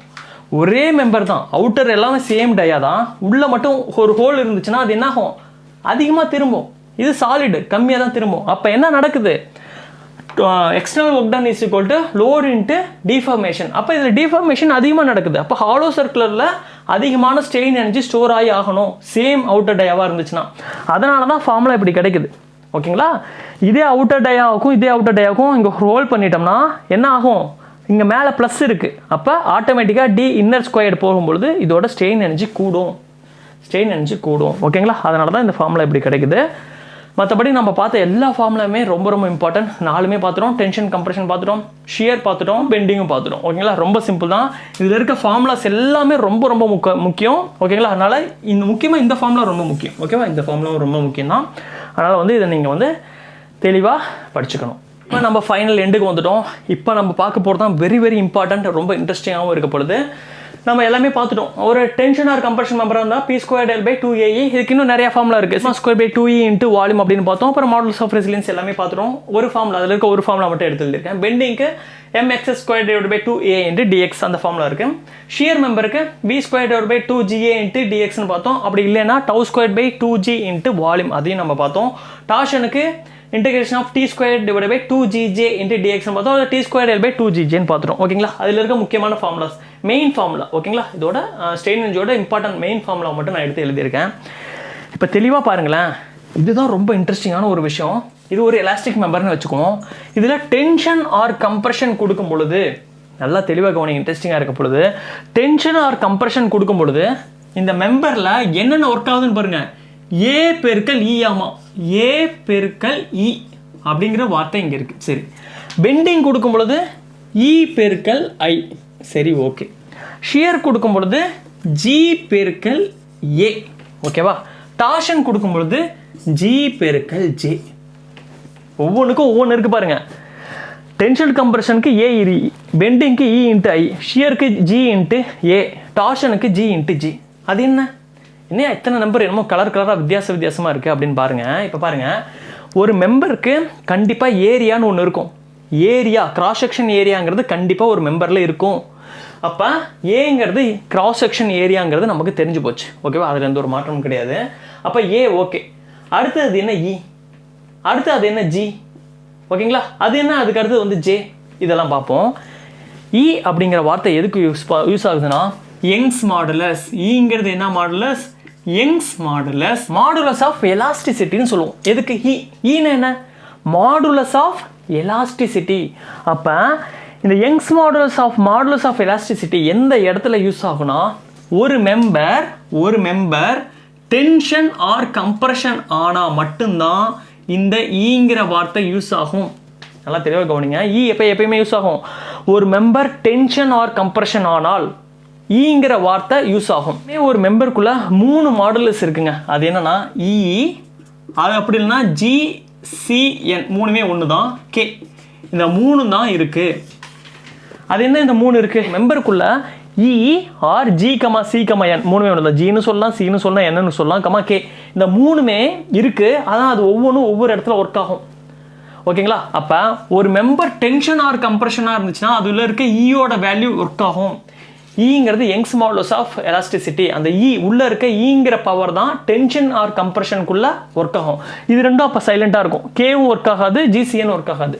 ஆக்சுவலாக ஈங்கிறது என்னன்னு பார்த்துட்டு இப்போ டென்ஷன் ஆர் கம்ப்ரெஷன். அடுத்த விஷயம் பார்ப்போம் பாருங்க. இ அப்போ இ எங்கெங்க வருது? இங்கேயும் வருது. அப்போ டென்ஷன் ஆர் கம்ப்ரெஷன் இதில் பெண்டிங்லேயும் நடக்குது, இங்கேயும் நடக்குது. அதாவது இப்படி நம்ம பிடிச்ச ஒரு மெம்பரை இழுத்தோம்னா அதுக்குள்ளே இருக்க ஃபைபர் டென்ஷன் ஆகும், அழுத்தினோம்னா கம்ப்ரெஷன் ஆகும். அப்போ அதுக்குள்ளே இருக்க எந்த இது ஒர்க் ஆகுது? இந்த 3 மாடுலஸில் டென்ஷன் ஆர் கம்ப்ரெஷனுக்கு எந்த மாடுலஸ்? இ. அப்போ இ தான் வரும், உள்ள வரும். இ பெருக்கல் ஏங்கிறது கிராஸ் செக்ஷன் அதிகமானால் ஒரு மெம்பரை பிடிச்சி இழுக்கிறது அதிக கஷ்டமாக இருக்கும். கிராஸ் செக்ஷன் கம்மியான மெம்பராக இருந்துச்சுன்னா அதை ஈஸியாக நம்ம பிடிச்சி இழுத்தலாம். அப்போ ஒரு மெம்பரை டென்ஷன் ஆர் கம்ப்ரெஷன் பண்ணும்பொழுது 2 விஷயம் ஒர்க் ஆக ஆரம்பிக்கும். அதுக்குள்ளே இருக்க ஏரியாவும் அதுக்குள்ளே இருக்க யங்ஸ் மாடுலஸும். மற்றது எல்லாம் சைலண்டாக இருக்கும். இந்த ஜிஏ, இந்த ஜிஜே, இது எல்லாத்துக்கும் அங்கே வேலை கிடையாது. ஒன்லி ஏ பெருக்கல் இ மட்டும்தான் டென்ஷன் ஆர் கம்ப்ரெஷனுக்கு ஒர்க் ஆகுது. அப்போ ஏ பெருக்கல் இயோட வேல்யூ வந்து ஆக்சியல் ரிஜிடிட்டி அப்படின்னு சொல்லுவோம். ஓகேங்களா? அப்போ இதோட டைமென்ஷன் என்ன? ஏரியாவுக்கு வந்து மீட்டர் ஸ்கொயர்ட், ஈக்கு வந்து என்னது? Kilo newton per metre squared. Metre ஸ்கொயர்டை கேன்சல் பண்ணிடலாம். மீதி இருக்கு என்னது? Kilo newton or newton. Newton is equal to என்னது? ஃபோர்ஸோட value. Force is equal to நமக்கு தெரியும். Force is equal to mass into acceleration. Mass into acceleration என்னது? Metre per second squared. அப்போ இதுக்கு டைமென்ஷன் எழுதலாமா? இங்கே என்னது? Mass into acceleration. மாஸுக்கு என்னது? மாஸுக்கு வந்து எம்ங்கிற வார்த்தை எழுதிக்கலாம். இங்கே மீட்டர் பர் செகண்ட் ஸ்கொயர்டு. மீட்டருங்கிறதுக்கு லென்த்து, கீழே செகண்ட்ஸுங்கிறது டைம். இது வந்து mLT பவர் -2. இப்போ ஆக்சியல் ரிஜிடியோட யூனிட் வந்து mLT பவர் -2. ஓகேங்களா? என்ன சொல்றேன்னு புரிஞ்சிருக்கும். நம்ம ஃப்ளூயிட் மெக்கானிக்ஸோட இன்ட்ரோடக்ஷன் பார்ட்டில் எப்படி டைமென்ஷன் கன்வெர்ட் பண்ணுறதுன்னு ரொம்ப சிம்பிளாக கொடுத்துருக்கோம். அதை பார்த்தீங்கன்னா ஏ பெருக்கல் இ ஆக்சியல் ரிஜிடிட்டிக்கு எப்படி mLT பவர் -2 வந்துச்சுன்னு உங்களால் சொல்லிட முடியும். டென்ஷன் ஆர் கம்ப்ரெஷனுக்கு ஏ பெருக்கல் இ வகுத்தலுக்கும் கீழே இருக்குது. அப்போ ஏயோட வேல்யூ அதிகமானுச்சுன்னா என்ன பண்ண முடியாது? அந்த மெம்பரை இழுக்கிறது ரொம்ப கஷ்டம். ஓகேங்களா? அப்போ ஆக்சியல் ரிஜிடிட்டி அதிகமாக அது டென்ஷன் ஆர் கம்ப்ரெஷனில் ஸ்ட்ராங் ஆகிட்டே போகும். அது அவ்வளோ சீக்கிரம் அதை பிடிச்சி என்ன பண்ணிட முடியாது? டென்ஷனோ கம்ப்ரெஷனோ பண்ண முடியாது. ரிஜிடிட்டி ஆக்சியலாக ஹை ரிஜிடிட்டி ஆகும். ஏயோட வேல்யூ கூட அது ரொம்ப ஸ்ட்ராங்கான மெம்பராக மாறிடும். எதில்? டென்ஷன் ஆர் கம்ப்ரெஷனில். முடிஞ்சு போச்சா? அடுத்தது பார்க்கலாமா? பெண்டிங்கில் இ பெருக்கல் ஐயாமா இங்கே ஒர்க் ஆகுது பாருங்க. பெண்டிங்கில் ஒர்க் ஆகுது. சரி, நான் ஆல்ரெடி சொல்லியிருக்கேன். ஈங்கிற இது எப்போ ஒர்க் ஆகும்? டென்ஷன் ஆர் கம்ப்ரெஷன் நடக்கும்போது தான் ஒர்க் ஆகும். பெண்டிங் நடக்கும்பொழுது என்ன நடக்கும்னா டென்ஷன் ஆர் கம்ப்ரெஷன் மட்டும் தான் நடக்கும். நீங்கள் வேணுமோ ஒரு ஸ்கேலை வளைச்சு பாருங்களேன்.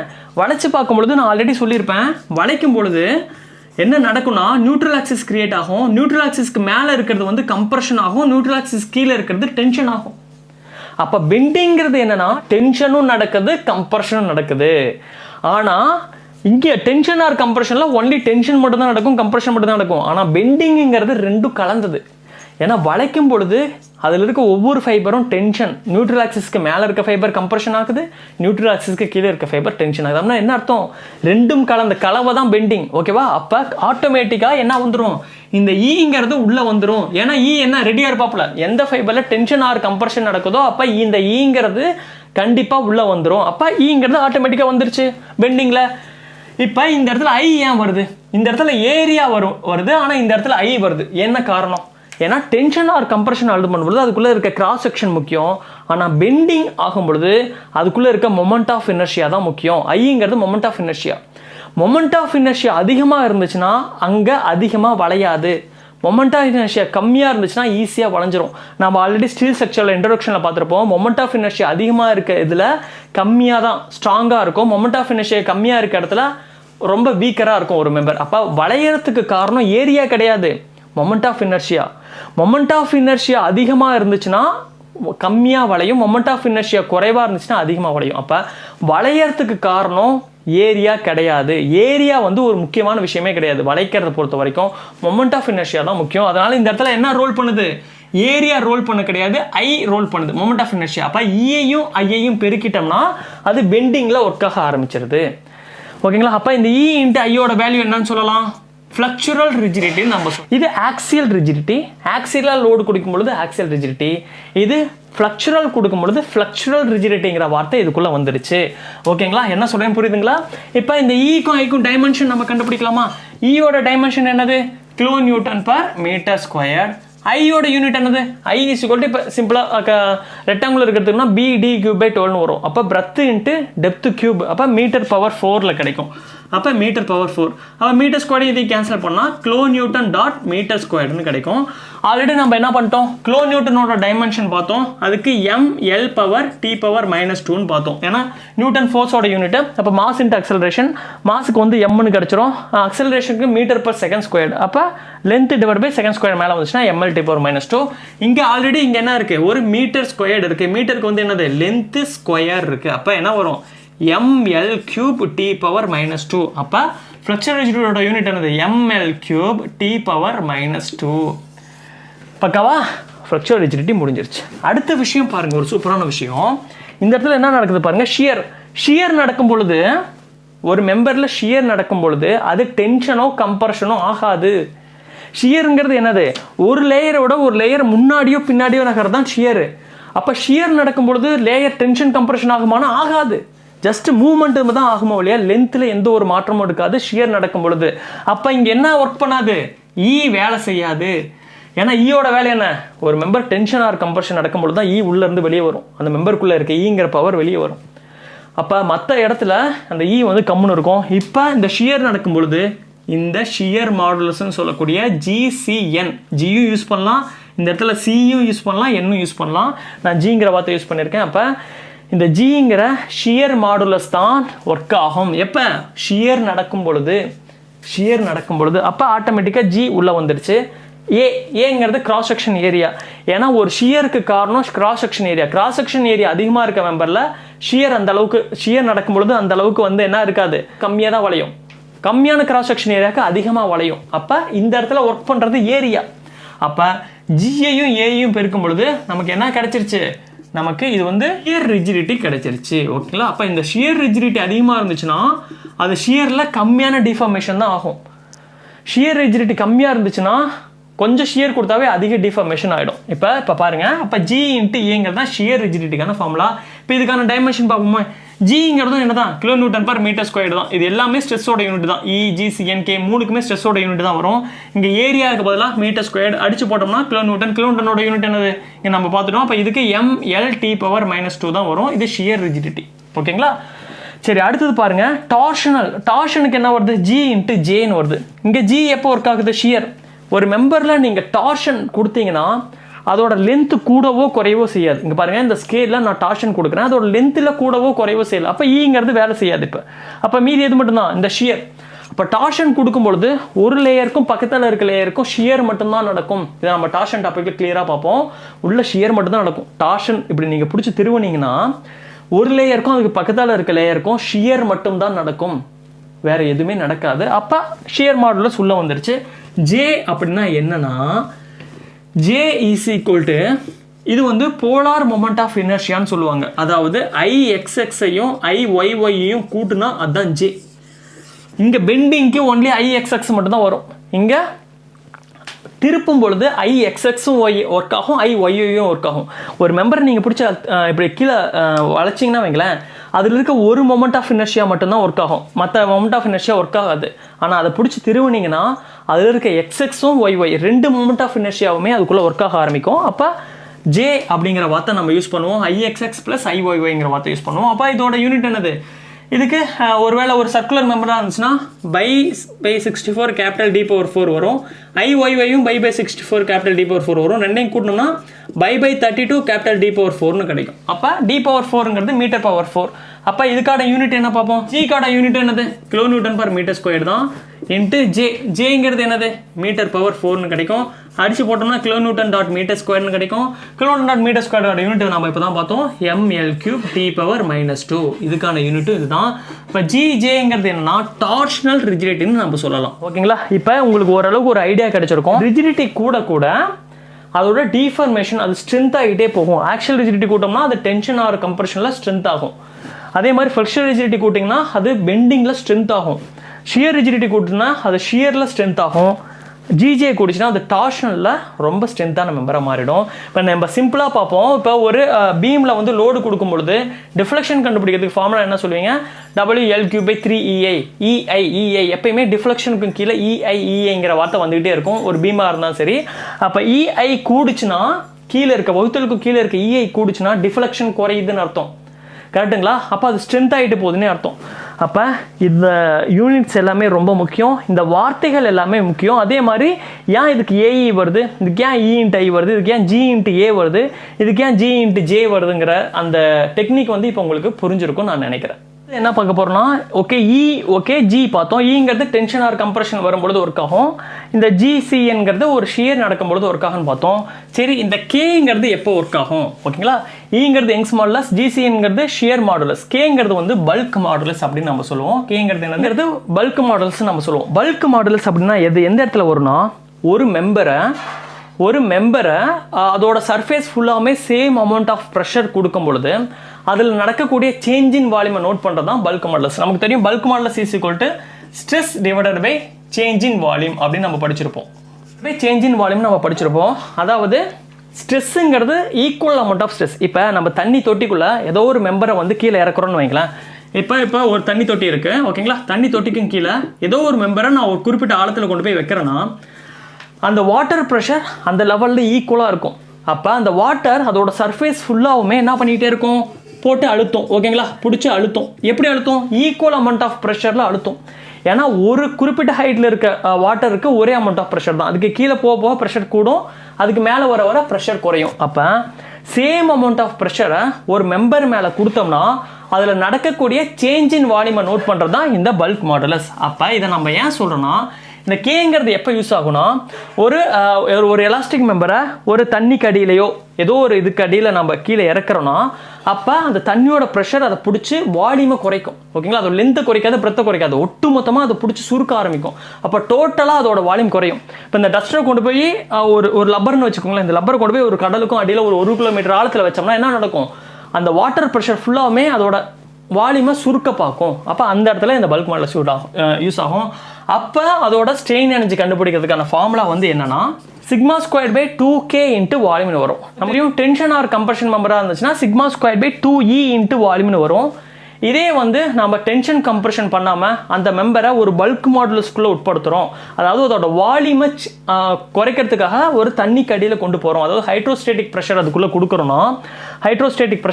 கொடுக்குறோன்னா வாட்டருக்குள்ளே கொண்டு போகிறோன்னா அதோட வால்யூம் குறையுதுன்னா அந்த இடத்துல எவ்வளோ ஸ்ட்ரெயின் எனர்ஜி அது ஸ்டோர் ஆகிருக்கும் அப்படின்னா σ²/2k × வால்யூம்னு வரும். ஏன் இந்த இடத்துல ஈக்கு பதிலாக கே வருது? டென்ஷன் ஆர் கம்ப்ரெஷனாக ஈ வரும், பல்க் மாடுலஸ்னால் என்ன வரும்? கே வரும். பல்க் மாடுலஸ்னால் என்ன அர்த்தம்? ஒட்டுமொத்தமாக வால்யூம் குறையிறது. ஆமாம், தண்ணி கடியில் போகும்பொழுது ஒட்டுமொத்தமாக அதோட வால்யூம் குறையிறதுனால இந்த இடத்துல கடைசி இந்த ஒரு ஃபார்முலா ரொம்ப இம்பார்ட்டன்ட். அதனால் இதை நான் கொடுத்துருக்கேன். அப்போ இந்த இடத்துல ஈயும் வராது, ஜிசிஎன் வராது. ஏன்னா அந்த இடத்துல டென்ஷன் ஆர் கம்ப்ரெஷனும் வரல, ஷியரும் வரல, ஒட்டுமொத்தமாக வால்யூம் குறையுது. அப்போ பல்க் மாடுலஸ் ஒர்க் ஆக ஆரம்பிக்குது. அப்போ அதுக்கான ஃபார்முலா σ² / 2k × வால்யூம்.